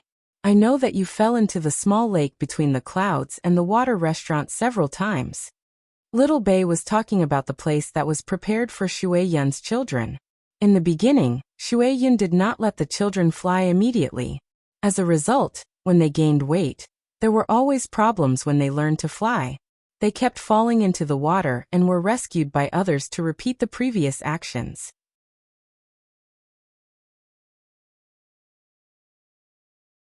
Chapter 11:17.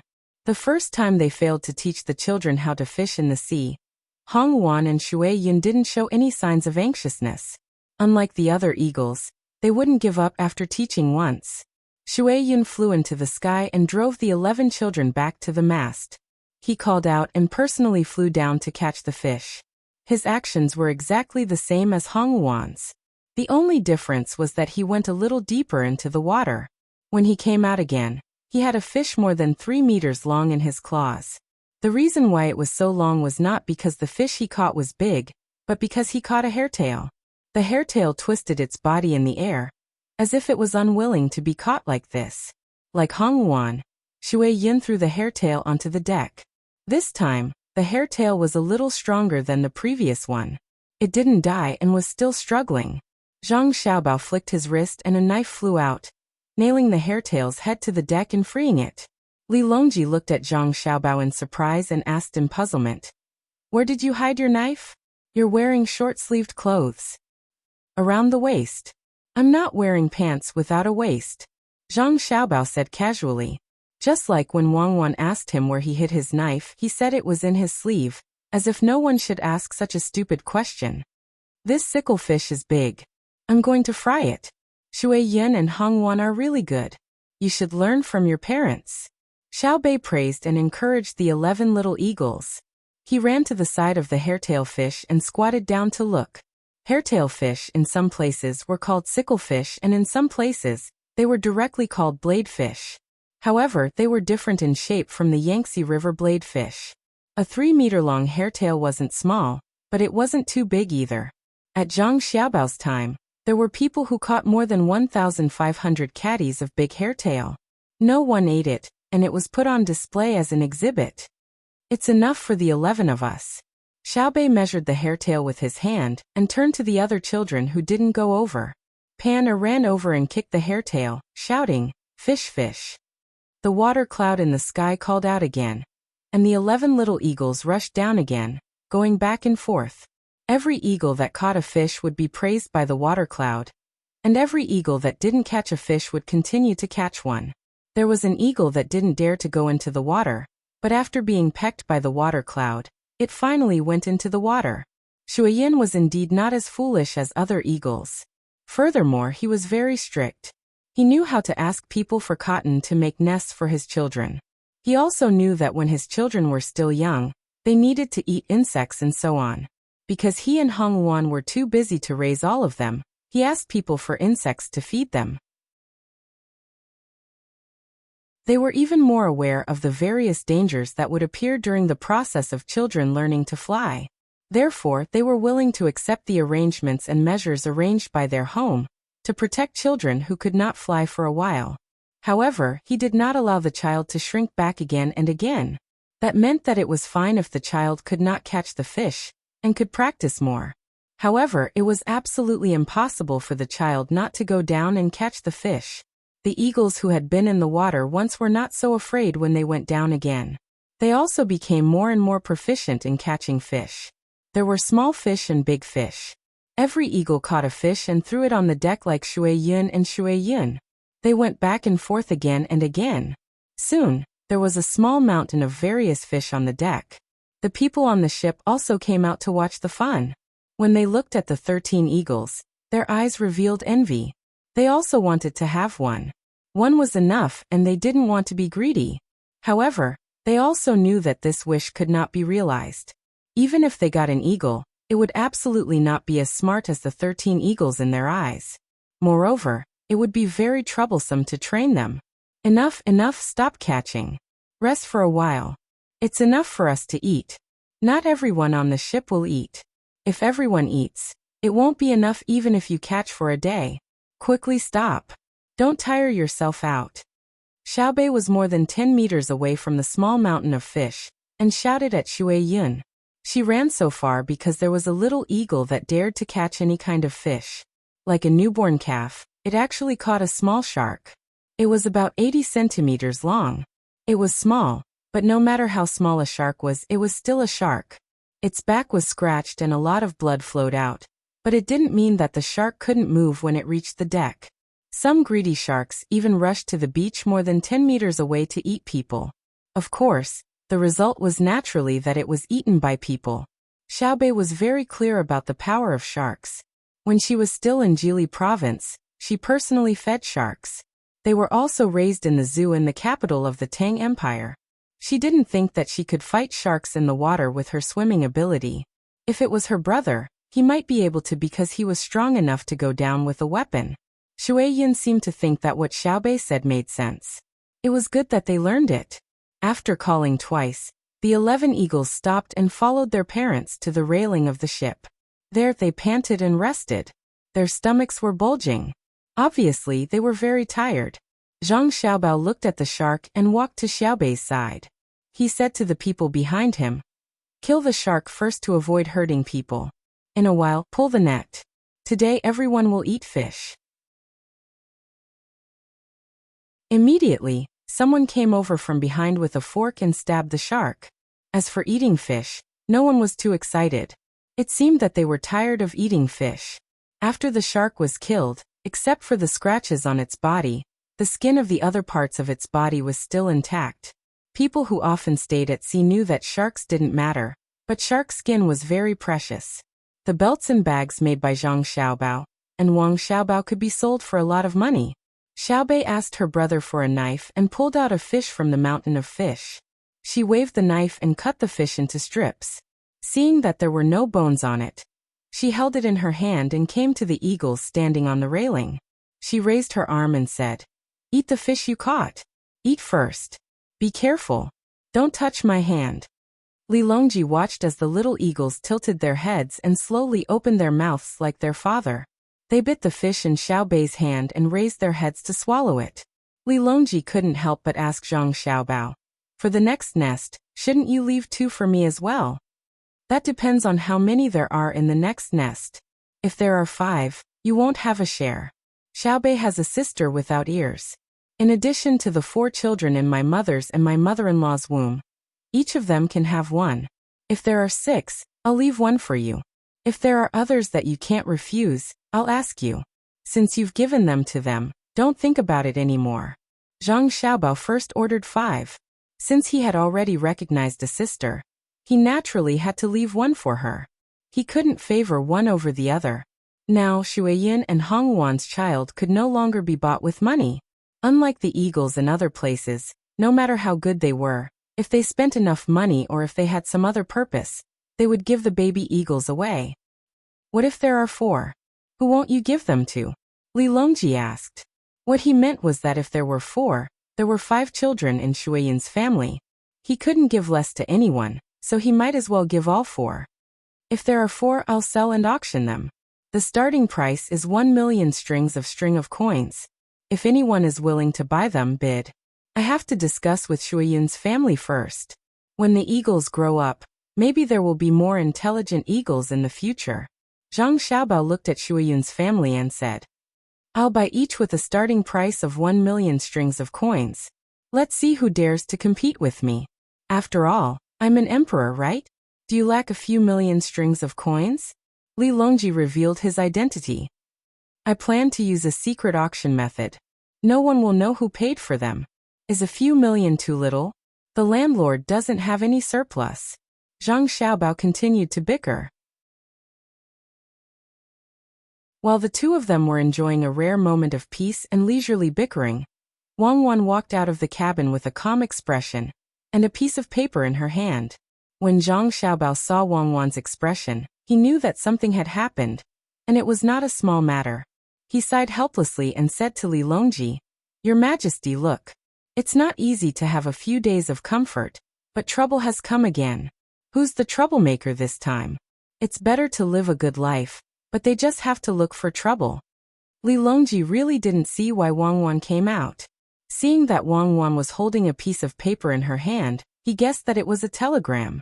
He asked, Cuckoo, what's wrong? It's not a big problem. Something has happened in the southwest. According to the intelligence, the duo eaters have started to gather in the southwest since the day before yesterday. At that time, we didn't discover anything. Today, we found out that they are indeed gathering troops. There are already 2,000 of them. There are no women or children among them, only a few old people. Our initial guess is that they want to do something to show off their strength. Moreover, they plan to show off their martial strength. The old people should be leading the way and familiarizing themselves with the local environment. Wang Wan shook the piece of paper in her hand and handed it to Li Longji. Zhang Xiaobao didn't need to look at it. Since Wang Wan said that there were 2,000 people, it must be about 2,000 people. Li Longji took a few glances. There weren't many words on the paper, and the content was also very little. It only mentioned the situation that Wang Wan had just mentioned. Li Longji's face turned dark and sinister. Just like what Zhang Xiaobao had said, he had finally been able to enjoy life and live a peaceful life, but now it was all because of Zhang Xiaobao. Riding a boat, looking at the blue sky and white clouds, watching the rolling waves, admiring the majestic appearance of Shuiyin's family, chatting with the local people guarding the pagoda, finding a good island, standing on the beach, basking in the sun, swimming in the shallow water, bickering with Zhang Xiaobao with the children, how carefree. However, there would always be people who would come and cause trouble. His great Tang didn't attack duo eaters now, but duo eaters dared to make a move first. Even if they wanted to die, they didn't have to be in such a hurry. When the people on the other boats heard Wang Wan's words, they were all very angry. They were the navy. Although they couldn't help attack duo eaters, they were still soldiers. In their view, only the great Tang would take the initiative to attack others, not allow others to take the initiative to come and cause trouble. Although it was only a gathering of 2,000 people, it was a provocation to the great Tang's dignity. When they attacked, they would directly attack duo eaters and ask them if they still dared to do so. Yes, that was the way to ask. It was very satisfying to ask. After Cuckoo finished asking, the Tubo people at that time almost went crazy with anger. It was like when 2 people were fighting, one was put on the ground and the other was on top of him. Then, he was slapped continuously until his face was swollen. He thought that he would find a chance to repay him in the future, but in the end, the one who hit him pointed at him and asked if he still dared to do so in the future. Killing people was just a matter of time, but after hitting him, he was insulted. Li Longji also thought so he asked Zhang Xiaobao and Wang Wan, "Where are your soldiers? Why didn't the intelligence say that the cavalry should go and attack and scatter them? Don't tell me that your soldiers are in small numbers in the original Tubo and Qinghai Lake and have no combat power. I don't want to see how others provoke us and how our great Tang tolerates the information. What I want to see is that when others say something wrong, our great Tang soldiers have already settled the matter. What are you too busy with? Why didn't they attack when they gathered? Should we wait for them to attack first?" When Li Longji finished speaking, he was already shouting. He seemed very dissatisfied. Bei Bei was also very angry. Xiao Bei was also furious. He said, "Brother, sister, let's hit them. They're too much of a bully. We're not the kind of people who can only return one slap when someone slaps us, but not two. We're the kind of people who can slap someone first. Let's not talk about fighting back. Even if he mutters a word, we'll kill him. How dare they gather here? They're looking down on us." Zhang Xiaobao and Wang Wan looked at each other and suddenly laughed at the same time. Before Li Longji got angry, Zhang Xiaobao quickly said, "Your Majesty, we must fight, but we can't attack the soldiers in Qinghai Lake who are under the jurisdiction of Cuckoo and me. It's meaningless. The soldiers there don't lack actual combat experience. Not to mention 2,000 people, even if they gather 20,000 people, we can immediately disperse them if we want to attack. However, the officer who will command the battle is from the inner court who has fought many battles there. Therefore, this order can't be given by Cuckoo and me. Your Majesty, you have to decide which army needs to be trained and which generals in the imperial court need actual combat experience. That's easy to handle, right?" Wang Wan chimed in from the side. "Xiaobao's opinion is the same as mine. It's too easy for us to defeat 2,000 of them now. Before we arrived in Hangzhou, we had already completed the logistics and assembly of the troops on the ship. However, our purpose was not to fight but to intimidate. Now it's a rare opportunity. It's a small battle, which is about tactics and has nothing to do with strategy. Why don't we train the soldiers? Our weapons are advanced. Let the soldiers who usually just hit the targets kill people. When Xiao Bao and I go out next year, we don't have to worry about the imperial court not having more actual combat soldiers. Your Majesty, you can arrange it." Hearing their words, Li Longji was no longer angry. However, he did not agree with Zhang Xiaobao's statement that the Tang Empire's soldiers near Qinghai Lake were under their jurisdiction. Were they really the Tang Empire's soldiers? They were the private soldiers of the two of them, okay? Li Longji had no time to refute Zhang Xiaobao's words, let alone argue with Zhang Xiaobao now. He turned his head and ordered Gao Lishir, who was standing behind him, send an order to tell the civil and military officials in the capital to hold a temporary emergency court meeting. Go to Xingqing Palace. I'll communicate with them by telegram. Gao Lishir took the order and left. Li Longji took a deep breath, thought for a while, and said, "We can't send soldiers from the south. It's too far away. It's better to send soldiers from Shannon or Jianan. You two arrange the logistics."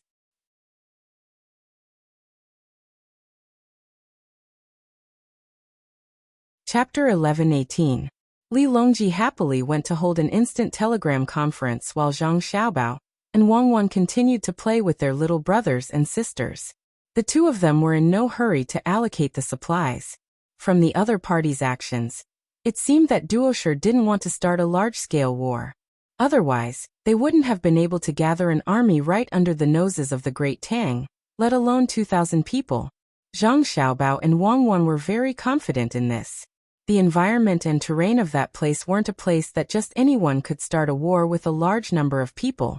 If it were that simple, the two of them wouldn't have needed to train in the Turkic lands for a year. It would have been much more convenient to just charge over. In Wang Wan's words, little Gao had once gone to fight, but due to various reasons he had lost the war. However, the victorious Duoshi had not been able to attack the Great Tang's territory in one go.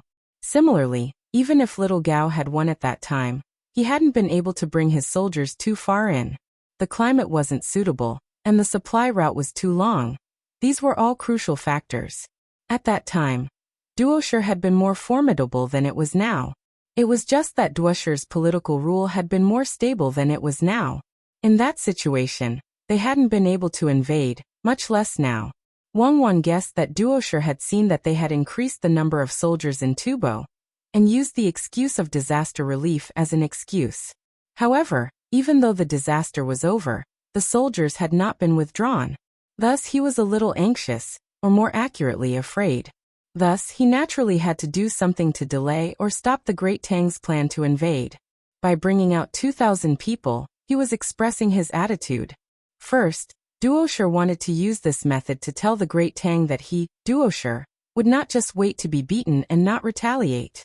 He had his own soldiers. Second, he wanted to say that he didn't want to attack them. He didn't intend to start a large-scale war. He just wanted to protect his own position.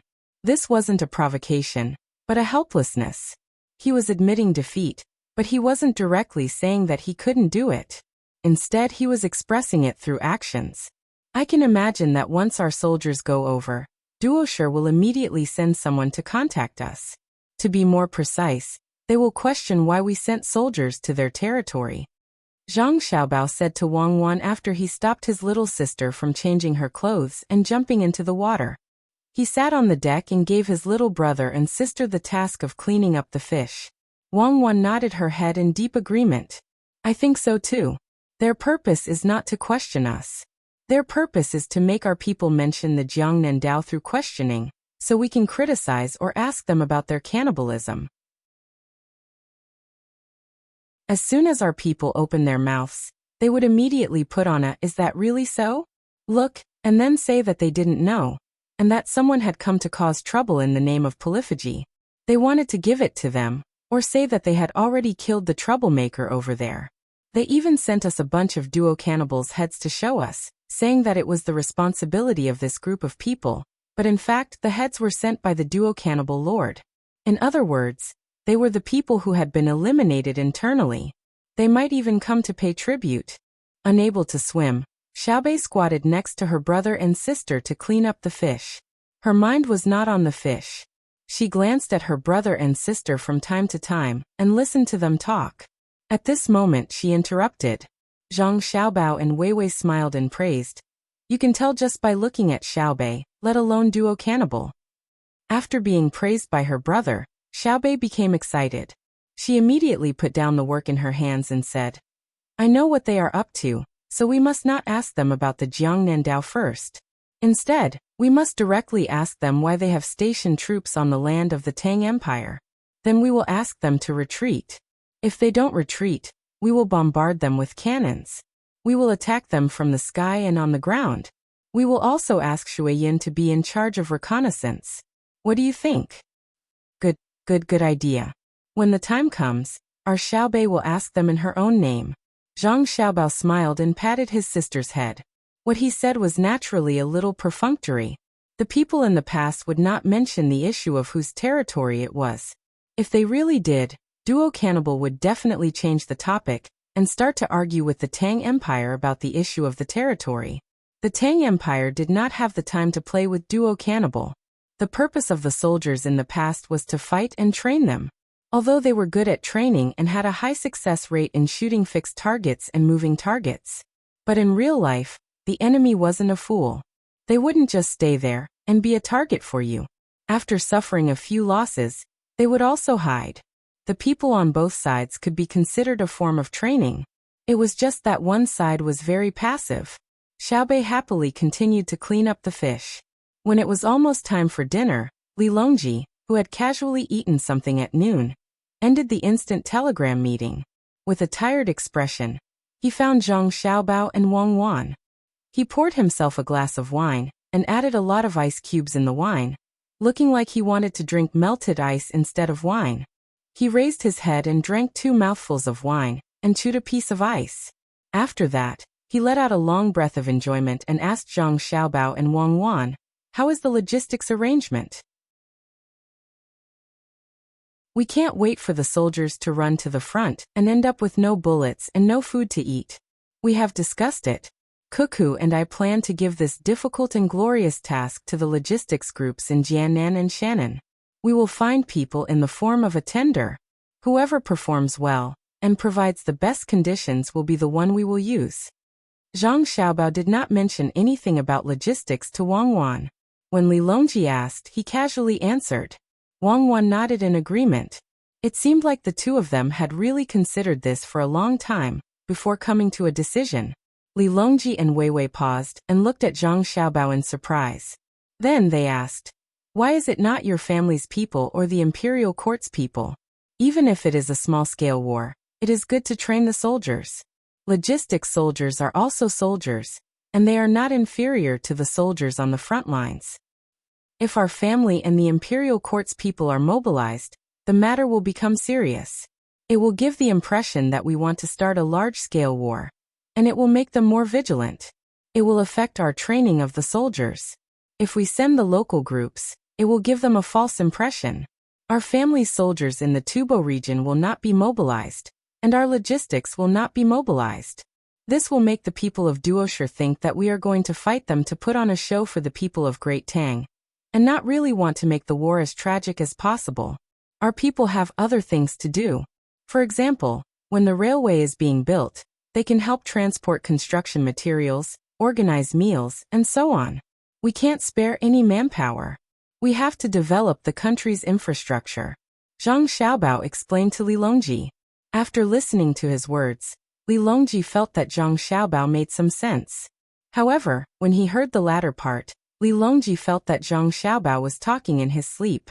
What did he mean by developing the country's infrastructure? Not being able to spare any manpower? Not to mention the people of Duoshi, even he did not believe it. Knowing that Zhang Xiaobao was starting to scheme again, Li Longji did not intend to fall for Zhang Xiaobao's words. Instead, he turned his gaze to Wang Wan. Wang Wan was also in a daze. She had not discussed this matter before, so she had to think carefully about it. After a while, Wang Wan finally considered part of the matter. The reason why she only considered part of it was because she was not sure what Zhang Xiaobao wanted to do.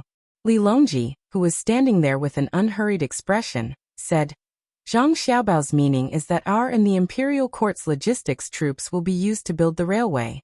Not only will they be used for transportation, but our people will also have to participate in the construction of the railway when it is not too dangerous. In fact, during the transportation process, we will also have to repair the road to the railway line. Furthermore, the speed must be fast and the quality must be acceptable. We will also improve the training of the logistics troops in charge of roadbed engineering. In other words, we will strengthen the training of the engineers." After Wang Wan finished speaking, she looked at Zhang Xiaobao. Zhang Xiaobao returned a look of certainty. Why is that? Li Longji could not guess. To be more precise, his mind was not completely on the current topic. He was still in the state of the telegram conference. Wang Ju, who had also followed Duoshi, thought of something and said, "Your Majesty, I think that Xiaobao and Cuckoo are doing this to make it more convenient for them to fight Duoshi in the future. The current conflict with Duoshi is a small-scale battle. There is no need for the road to be too good, especially now that the road in contact with Duoshi is almost done. After all, Xiaobao and Cuckoo consider that area to be Tang Empire's territory. Letting the logistics companies in those two places be in charge of the logistics task now is not a big deal even if there are some mistakes. However, when we fight Duoshi in the future, the logistics must follow up. The road is the most important thing. Now, let Xiaobao's people cooperate with the people of the imperial court to do this. While saving the cost of other people's manpower, it also has the effect of training the troops." "Oh, right. I was thinking about the matter of the meeting just now and was confused for a moment." Li Longji blinked twice and finally came out of the state just now. He naturally admitted that he was not focused enough. Then he continued, "In that case we will follow Xiaobao and Cuckoo's plan, and let the people of the civilian logistics company go over to help. As for the cost, Xiaobao, how do you think the cost is going to be?" "What cost? We will buy all the things. We don't need the people of the logistics company to manage.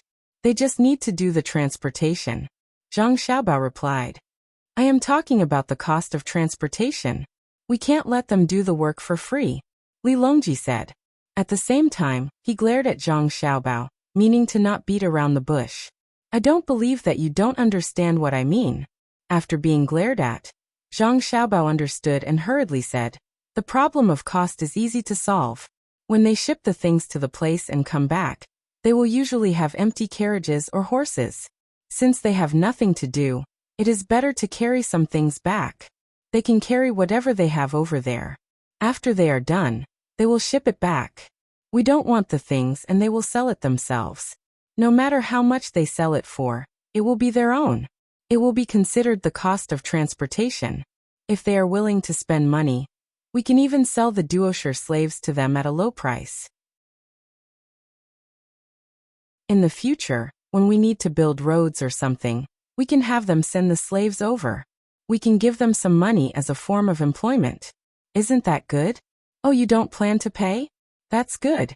If we give them money, it will be hard to measure the amount. If we give them more or less, they will always think that it is worth it. They will consider whether it is worth it or not. If it is not worth it, they will not accept this job. Li Longji agreed with Zhang Xiaobao's idea. Usually, when merchants go over, they will also do business. When they go, they will load the goods, and when they come back, they will not be empty-handed. But to buy things over there is a cost. Now, they will use the cost when they go over to cover the cost. Merchants will know what to do. Li Longji thought it through. Wang Ju, who was once the Minister of Revenue, still does not understand many things. Seeing that the emperor understood, he asked Zhang Xiaobao, Xiaobao, if the war lasts for a long time and only let the logistics people of the two places be in charge, they will make more money. Will other people have opinions? They will also join in.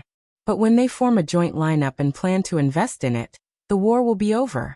It will have an impact on the logistics industry of the two places. At least, it will make people's hearts waver. How should we solve this? Wang Ju thought about it thoroughly. He knew that his grandson will not refuse the people who came later to join. Otherwise, the two places will become the dominant force, which will not be good for the balance. Any person in the imperial court will consider this point.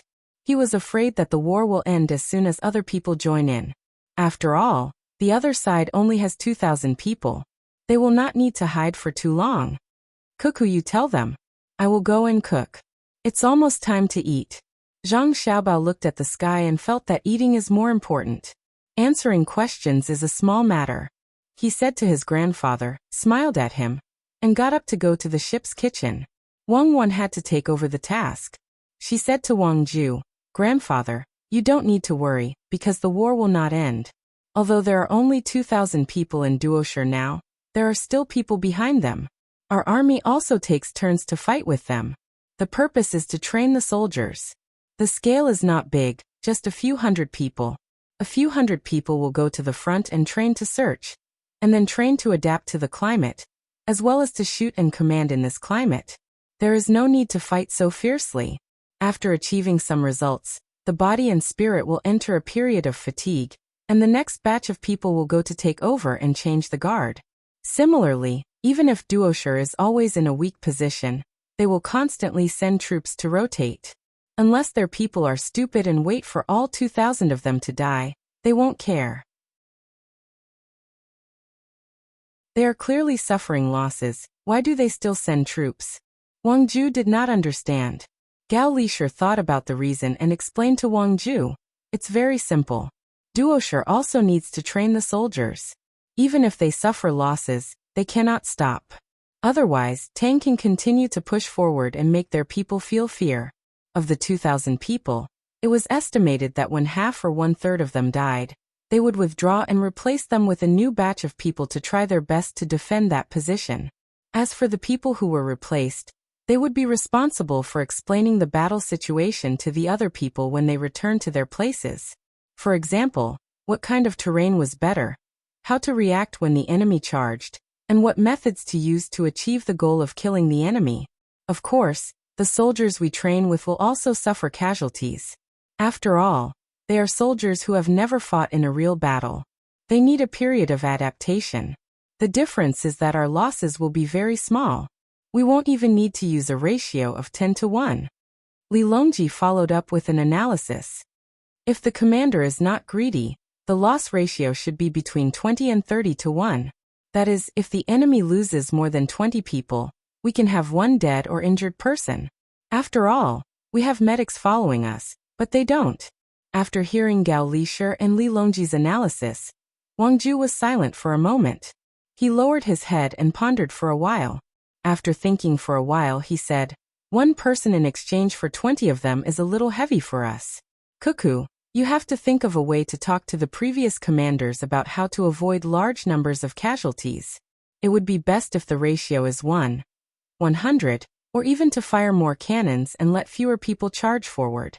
What you're saying is that we'll just keep fighting like this and wait until you and Xiaobao are ready before we start the final large-scale battle to deal with Duosher, right?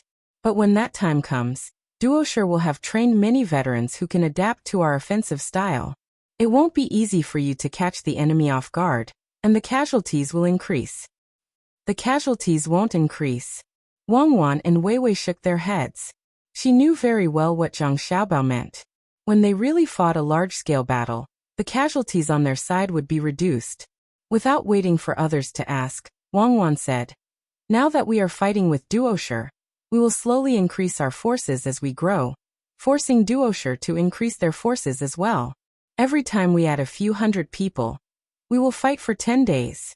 After a year, we will have tens of thousands of people.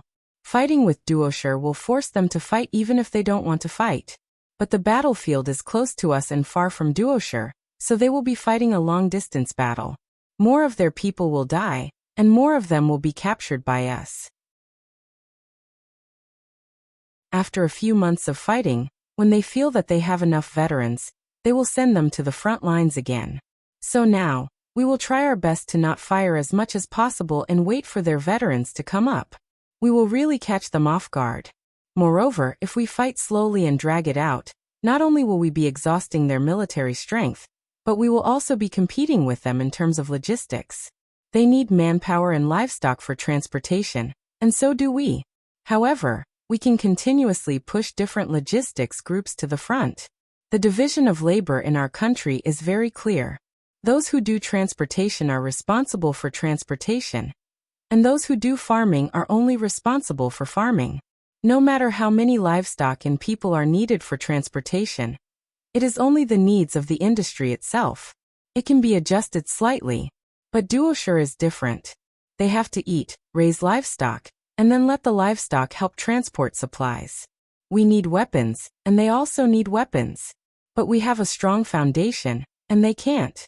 Their smelting technology is far worse than ours. In addition, we also have new weapons that the research department comes up with from time to time. Through war, we can take them out for testing. After collecting data, we can go back and update and improve them. Record down every small and classic battle. Even if it wasn't done well, record it down and use it as teaching material for others. I believe that Duosher will definitely not gain as much as us in the process of war. They can only keep on giving.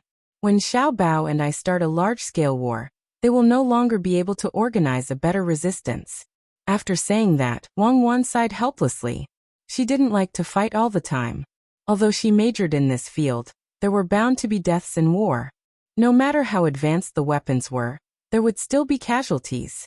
There were even situations where non-combat casualties occurred. But in this world, there was absolutely no relationship with the word peace. Commercial means were not omnipotent. If the other party didn't want you to mine, you couldn't do it even if you talked. So, you had to solve it through force.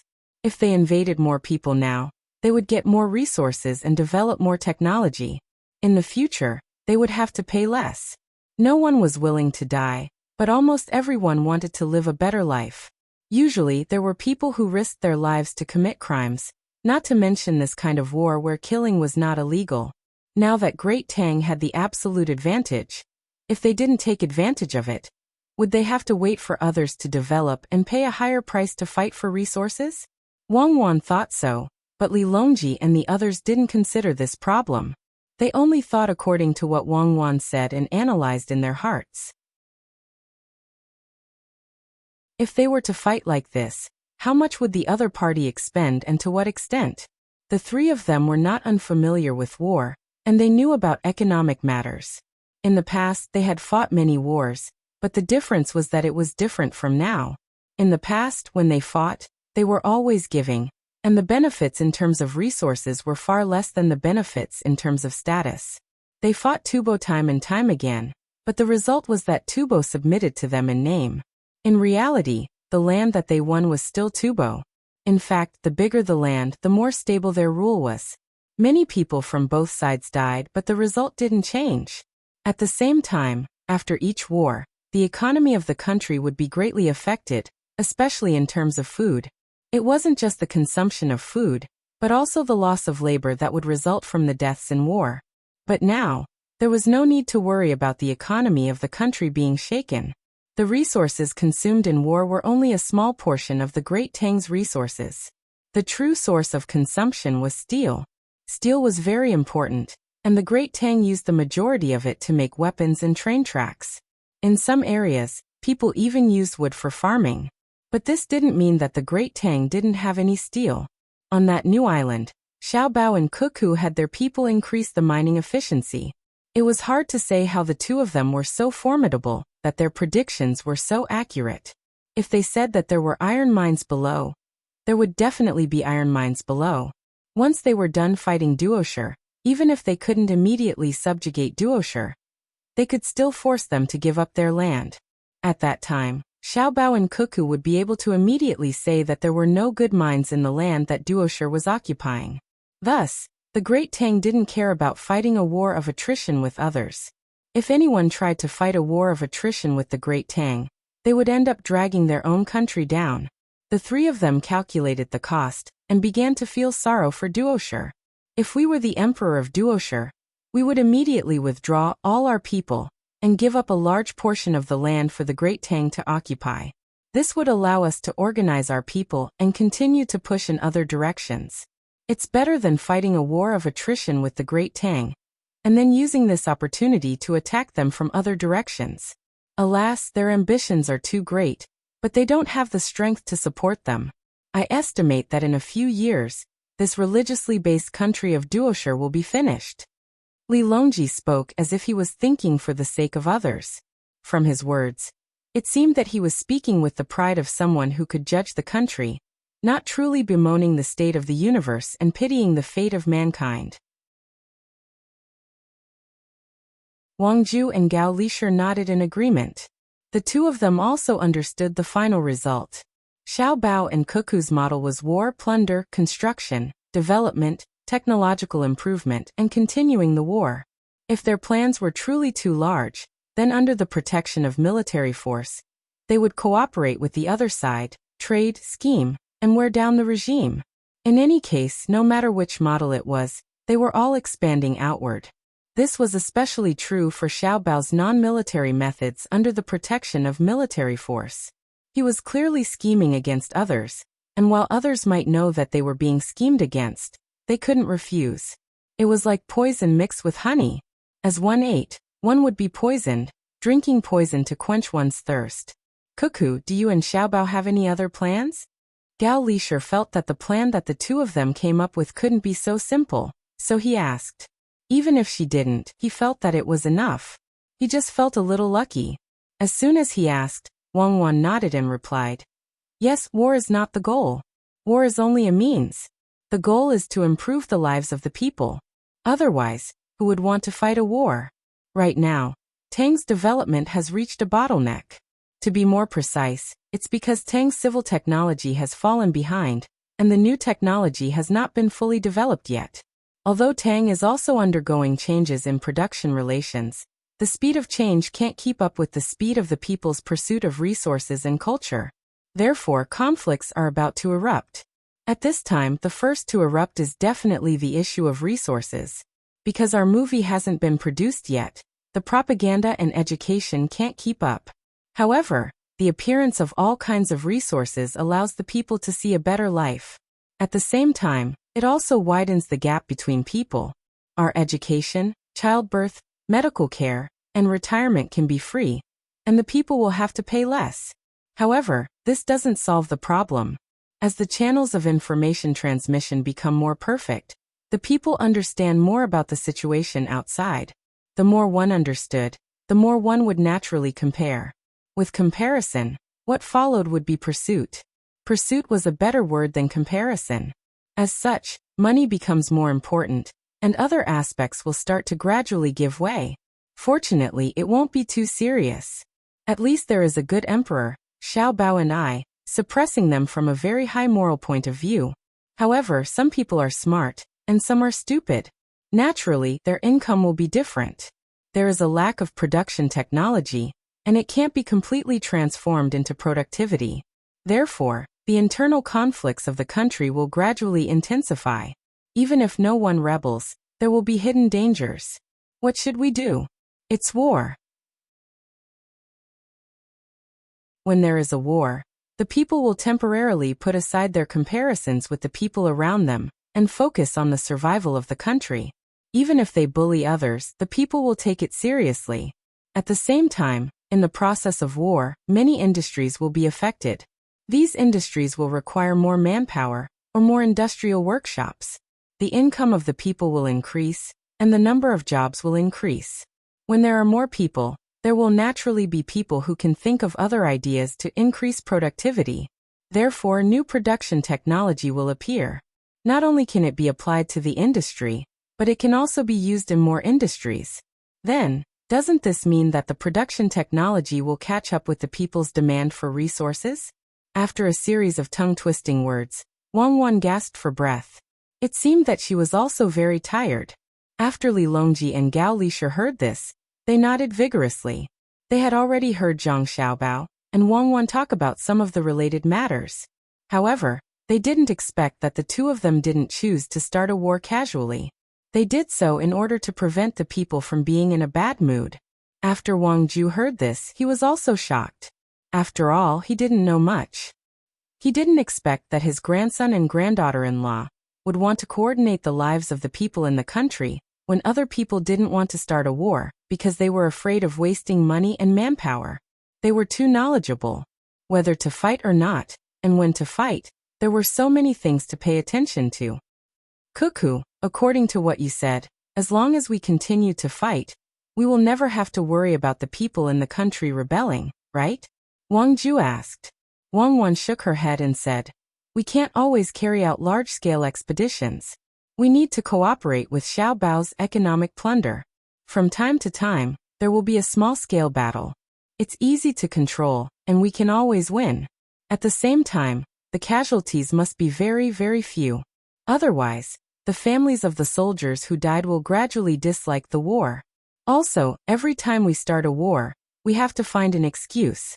It's an excuse that is specially made for the people in the country to see. We have to let them think that the Tang Empire is so powerful and so peace-loving, but there are still people who cause trouble, and we have to teach them a lesson. For example, we can't destroy Duoshi in just a few years or a dozen years. We can destroy their power and political system, but we can't kill everyone and occupy all the land at the same time. In the end, we will achieve our strategic goal, and then let Duoshi split into many small countries. At this time, we will not attack them, but the countries around them, the countries with resources. How do we fight? Tell the people that while we were fighting against Duoshi, that country was not cooperating and kept trying to stab us in the back. There were several times when we almost lost many good men because of this. This is too big of a threat to our great Tang. Perhaps they will learn from Duoshi and come here to cause trouble. Do you want to fight and nip the danger in the bud? Wang Ju was stunned for a moment, then nodded. Yes, we have to fight. If we don't fight, how will the resources come? If we don't fight, they will think that we are weak and will come back to kill more people of the Tang Empire. Good, I have also thought of a good idea. Let the people of the Tang Empire go to the countries we haven't attacked. They can travel, play, or buy some specialties there. Then things will be easy. It is impossible for there to be no conflicts between people, especially between two different countries. As long as our people are wronged, we will have an excuse to go to war. What do you think? Grandfather is indeed amazing, Wang Wan said cooperatively. As they talked, it was time for dinner. The ship was still sailing, and they couldn't reach the island with the beach tonight. They had to wait until noon tomorrow. This was because the wind was good and the ship was fast. During dinner, a large group of people gathered together, and there was no need to keep silent. Xiaobei and the others chattered about the fish and what to do tomorrow. After eating a few mouthfuls, Li Longji stopped and said to Zhang Xiaobao and Wang Wan, "When we were discussing matters with the officials of the court, we discovered that the telegram is very useful and fast. It is so far away from the capital, but it takes less than an hour to send a message back and forth. To be precise, it takes slightly more than 3/4 of an hour. Compared to the previous 800 Li emergency report, it is dozens of times faster, perhaps even 100 times faster. Even Shuiyin can't compare to this speed. During war, using telegrams to send a message back and forth takes at least 1/4 of an hour. This is the speed of an immortal." Li Longji sighed. He felt that this telegram conference was the most fun thing to do today. Zhang Xiaobao expressionlessly nodded, meaning that he was right, the speed of an immortal. Wang Wan held back her laughter and lowered her head to eat. "Xiaobao, what do you think can compare to this speed?" Li Longji asked again. However, when Zhang Xiaobao heard his tone, he understood what he meant. He was not asking him but asking a rhetorical question. What he meant was that there was nothing faster than this. As such, Zhang Xiaobao continued to nod. Perhaps there isn't any now. What he meant was that there might be in the future. Furthermore, he used an uncertain word to answer. However, Zhang Xiaobao was cursing in his heart. If this kind of telegram was really useful, why would he and Wang Wan still need to use a satellite phone back then? It actually took 3/4 of an hour to send a message back to the capital from here. If it were a real war back then, 3/4 of an hour would be enough for the other party to launch an air attack. Furthermore, there would be paratroopers landing. The surprise attack, rescue, revenge and retreat would all be completed. Furthermore, the paratroopers would fly several hundred li away. There was no doubt that the other party could achieve this kind of speed. What will happen in the future? Li Longji noticed Zhang Xiaobao's perfunctory attitude and felt that he was being a little arrogant. As such, he asked humbly, "In the future, there will be people speaking from here. When the people in the capital listen, they will feel that there is no delay in time. In fact, they will even be able to see the people in the capital from here. It will be like watching a movie. If our great Tang has a batch of geniuses, and Cuckoo and I teach them the general theory, they will still be able to see it in their lifetime as long as they don't take any detours. However, at the same time, there will be a need for a line. Just like telegrams, if we don't use a line, then it will still be similar to telegrams. Every set distance, there will be a place to receive and transmit the message. As for a place that doesn't need to be changed between the line and the ground, but directly through another channel, it will probably be very difficult for them to survive until then." Zhang Xiaobao thought about it for a while, and then selectively said it. Sigh. Li Longji sighed. He really wanted to see more advanced technology, but he also knew that time waits for no one. If Xiaobao and Cuckoo were to research a certain technology on their own, they might be able to get it done very quickly at the beginning. However, when they needed other technologies to help them, it would slow down. At the same time, the two of them didn't have the time to research technology. There were more important things waiting for them.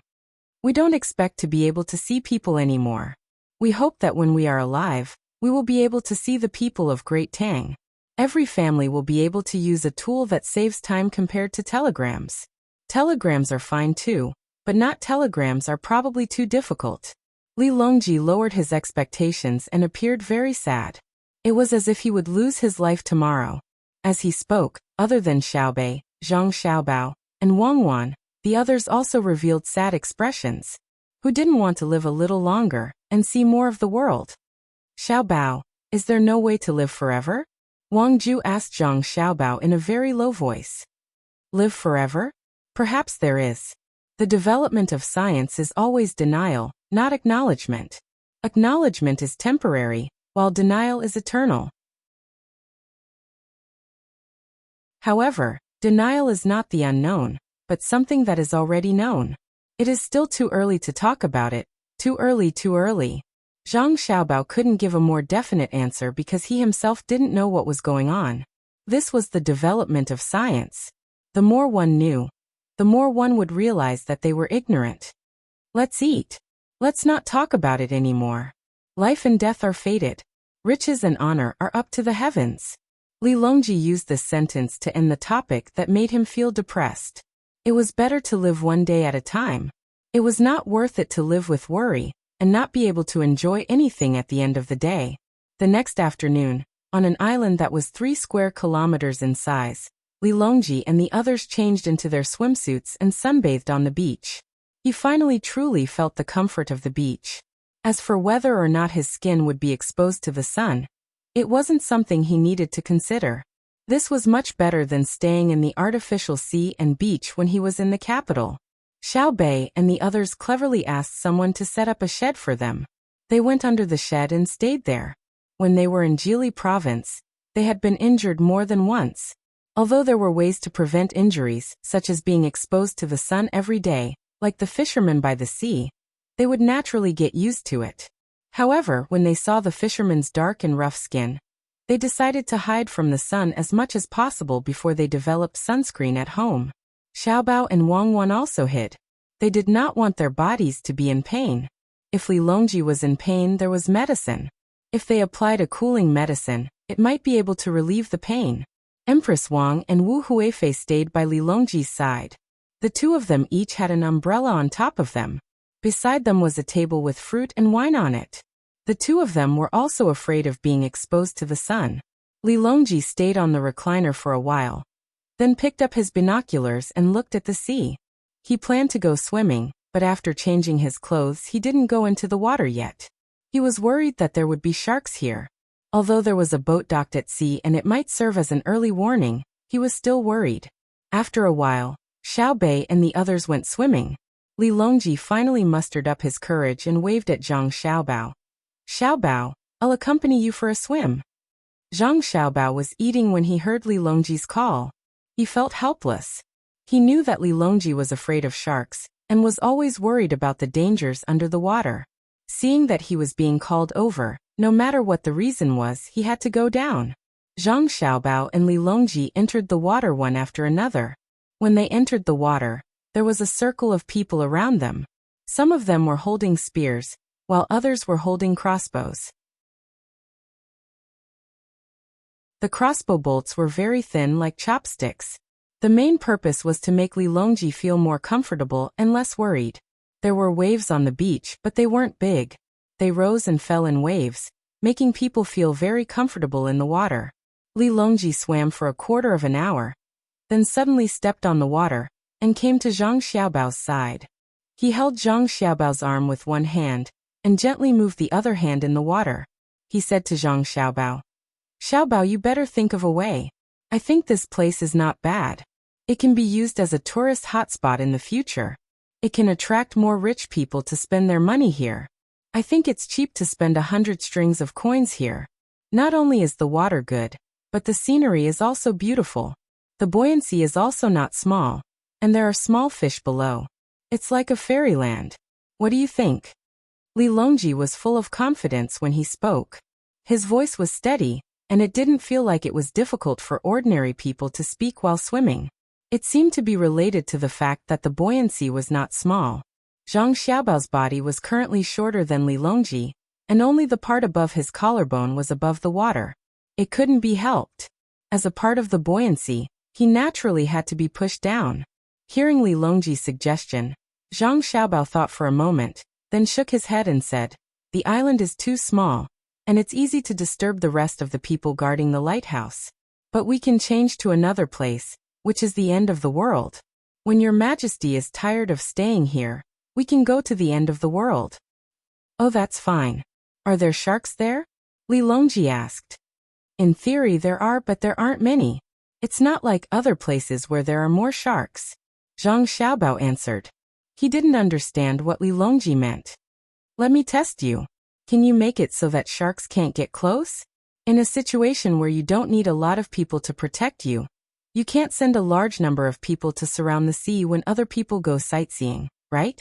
When Li Longji talked about sharks, his eyes warily looked into the distance. It didn't matter if he could see them or not. In any case, it was for psychological comfort. At this time, Zhang Xiaobao understood. Li Longji wanted to find a way to prevent sharks from biting him, so that he could swim to his heart's content. It was mainly because he was swimming with Empress Wang. Otherwise, it would be uncomfortable to have so many people watching them. In the end, he didn't say it directly. Instead, he asked in the name of thinking of a way for himself.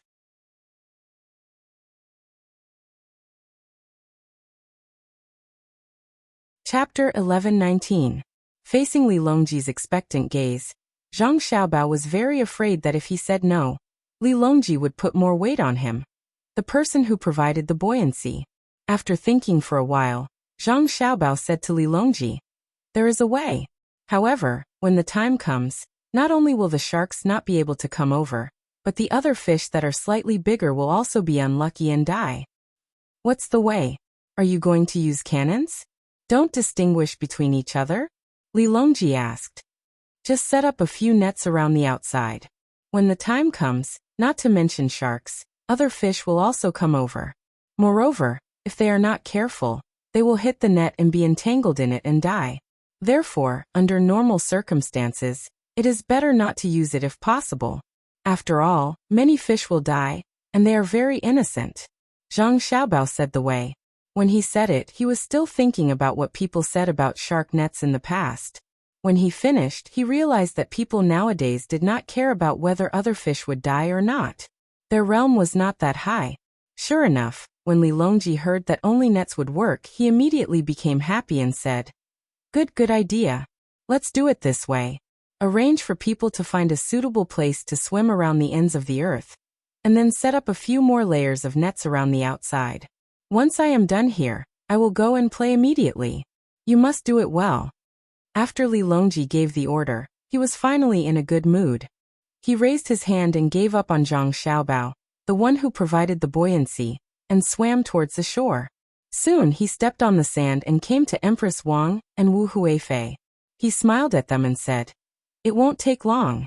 I will protect you and go into the water together. You don't need to worry about sharks anymore." Empress Wang and Wu Huifei looked at each other. At this moment, they had the same thought. His Majesty was really good at talking nonsense. Who was afraid of sharks? Although they thought so, they said at the same time, "Thank you, Your Majesty. It's nothing. When I was in the water just now, Xiaobao told me about a place with good scenery. He was worried that the tourists would be bitten by sharks, so he asked for my opinion. I thought of a good idea for him. Guess what it is? Actually, it was very simple. Sharks were also fish. What should he do with fish? Other fish can be caught, so can sharks. Other fish can be caught with a net, so can sharks. Since that's the case, why don't we set up a net around it?" Li Longji was in a good mood, so he deliberately raised his voice. His purpose was to discuss Zhang Xiaobao. "So what if I made your idea mine?" Zhang Xiaobao raised his hand in the water, and gave Li Longji a thumbs up. His meaning was, "Your Majesty, you're really amazing. You're not just reversing black and white anymore. You've already reached the realm of deciding the universe with a single word." Li Longji would give Zhang Xiaobao a smile with many meanings, just like a smile of some sort. Wang Wan also heard Li Longji's words and couldn't help but laugh. She said to Xiao Bei, who was building the Great Wall on the beach, "Look at how smart your uncle emperor is." Xiao Bei didn't pay attention to other people's matters. When he heard his sister's words, he raised his head and looked around blankly. After thinking for a while, he said, "That's right. I'll go ask Uncle Emperor how to preserve the sand on the beach. When the tide rises, my Great Wall should be gone." As he spoke, Xiao Bei really did find Li Longji to ask for a solution. This time Li Longji didn't need to ask Zhang Xiaobao. He said to Xiao Bei, "It's very simple. You just need to get people to set up a wall around it, so it won't be washed away by the water. Right? Put your Great Wall inside. Remember, the wall has to be waterproof." Xiao Bei nodded his head. "Thank you, Uncle Emperor. That's a good idea. If I build a shed on top of it, I won't have to worry about it being washed away by the rain, right?" Xiao Bei is so smart. Go ahead. Li Longji patted Xiaobei's head and encouraged him. Xiaobei pouted and came back. He said to the other children, "Actually, I thought of a better idea. We can bring the sand home and put it in the house. That way, we won't be afraid of the tide." Aha! While Li Longji's group was enjoying their leisurely days, some people were extremely anxious. It turned out that Takeshita Junichiro was the only one who was anxious. He was the first to gather information.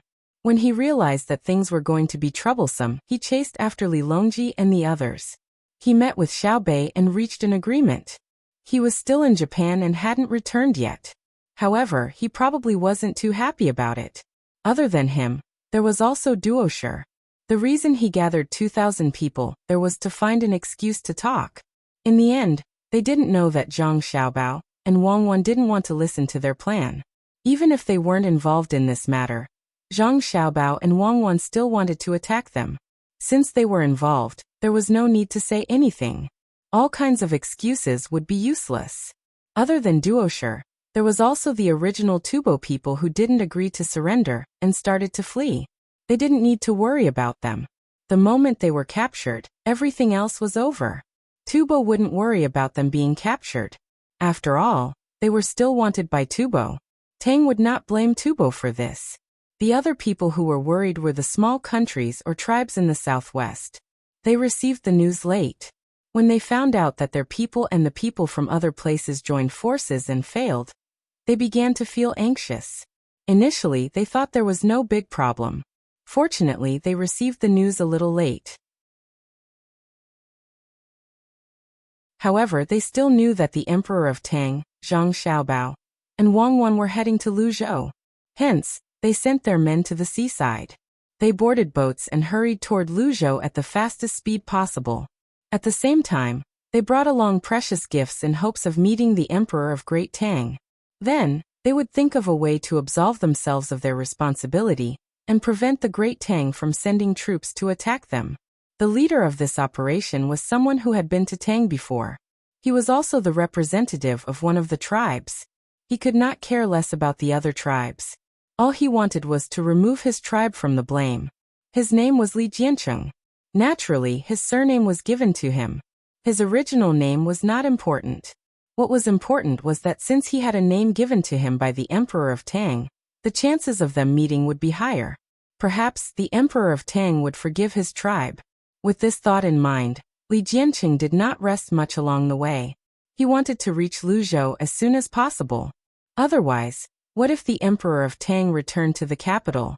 In the end, Li Longji was very fast. When he arrived at Luzhou, he did not return to the capital. Instead, he was on a ship that was heading to the ends of the earth. The net to trap the sharks was already set.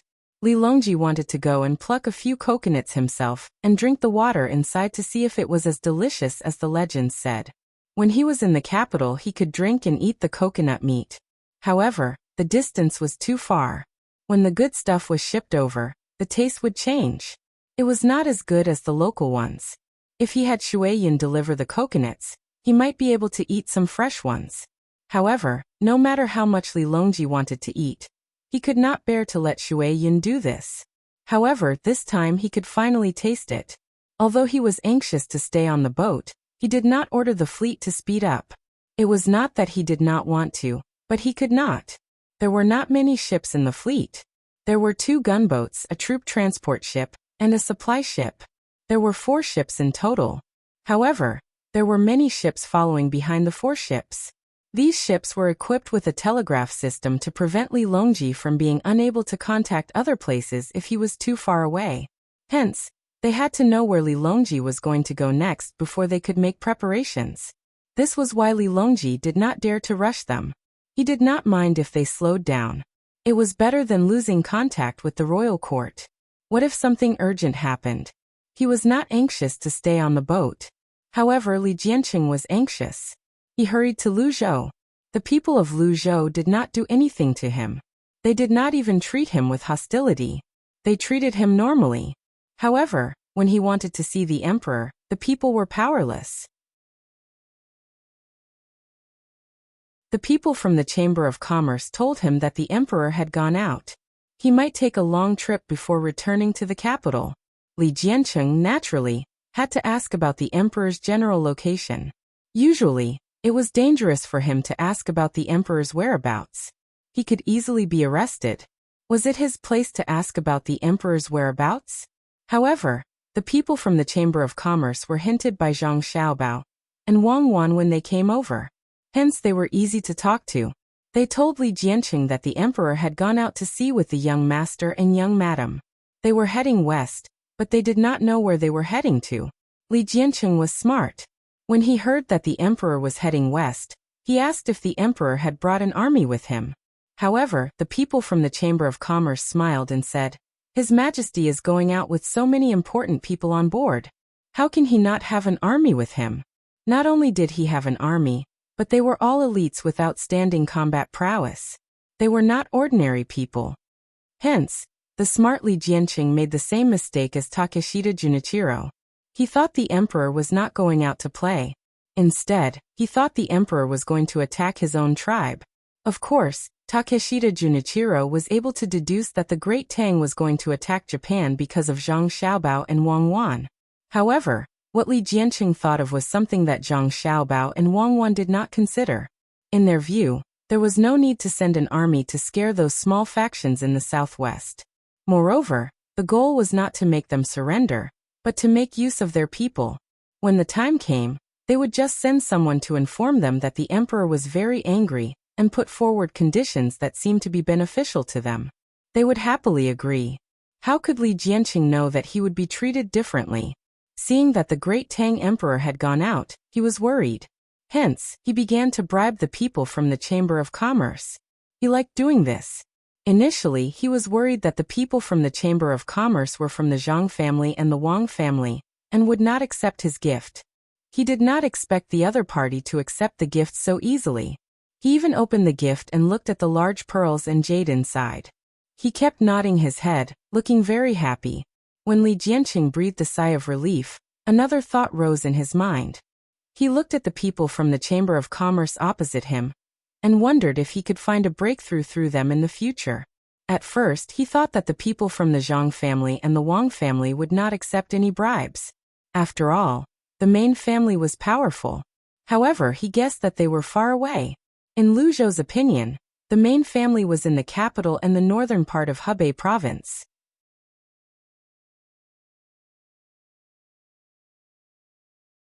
Since he could bribe the people from the Chamber of Commerce, could he bribe the people from the Zhang family and the Wang family, who were closer to him? This was the most profitable place. Although he was close to the Chamber of Commerce, his income was far less than Lu Zhou's.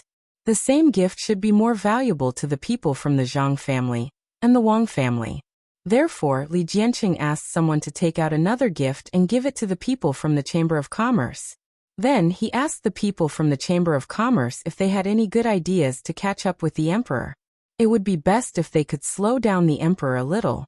The people from the Chamber of Commerce accepted the gift and helplessly told Li Jiancheng that they had no way to stop the emperor. However, the madams of the Zhang family and the Wang family were in Luzhou. If they spoke, it was possible to ask the madams of the main family to cooperate with them. For example, they could ask the emperor to play somewhere for a few more days. After that, the people from the Chamber of Commerce looked at Li Jiancheng and said that they were willing to help introduce the emperor. However, it was not easy. It was not easy to introduce an outsider to the madams of the main family. Li Jiancheng understood as soon as he heard that. The other party still wanted something, so he had to ask someone to bring another gift and give it to the people from the Chamber of Commerce. He also told them that if they succeeded, they would be rewarded handsomely. When the people from the Chamber of Commerce came back an hour later, they told Li Jiancheng that the madams of the main family would come out for a walk shortly after lunch. This was the best opportunity. Li Jiancheng began to despise the Zhang family and the Wang family, who were worshipped like gods by the people of Great Tang. If it had been anyone else, they would have definitely been beaten to death. Everyone said that Zhang Xiaobao and Wang Wan were frightening, but they were only SOSO. If they couldn't even teach a single servant, how could they hope to govern the entire Great Tang? Li Jiancheng cursed in his heart and began to wait anxiously. He waited for noon to come. Then, when the madams of the Zhang family and the Wang family came out for a walk after lunch, He went up to them and took out more gifts, asking them to do him a small favor. When it was almost noon, the people from the Chamber of Commerce came back and gave Li Jianqing a lot of food.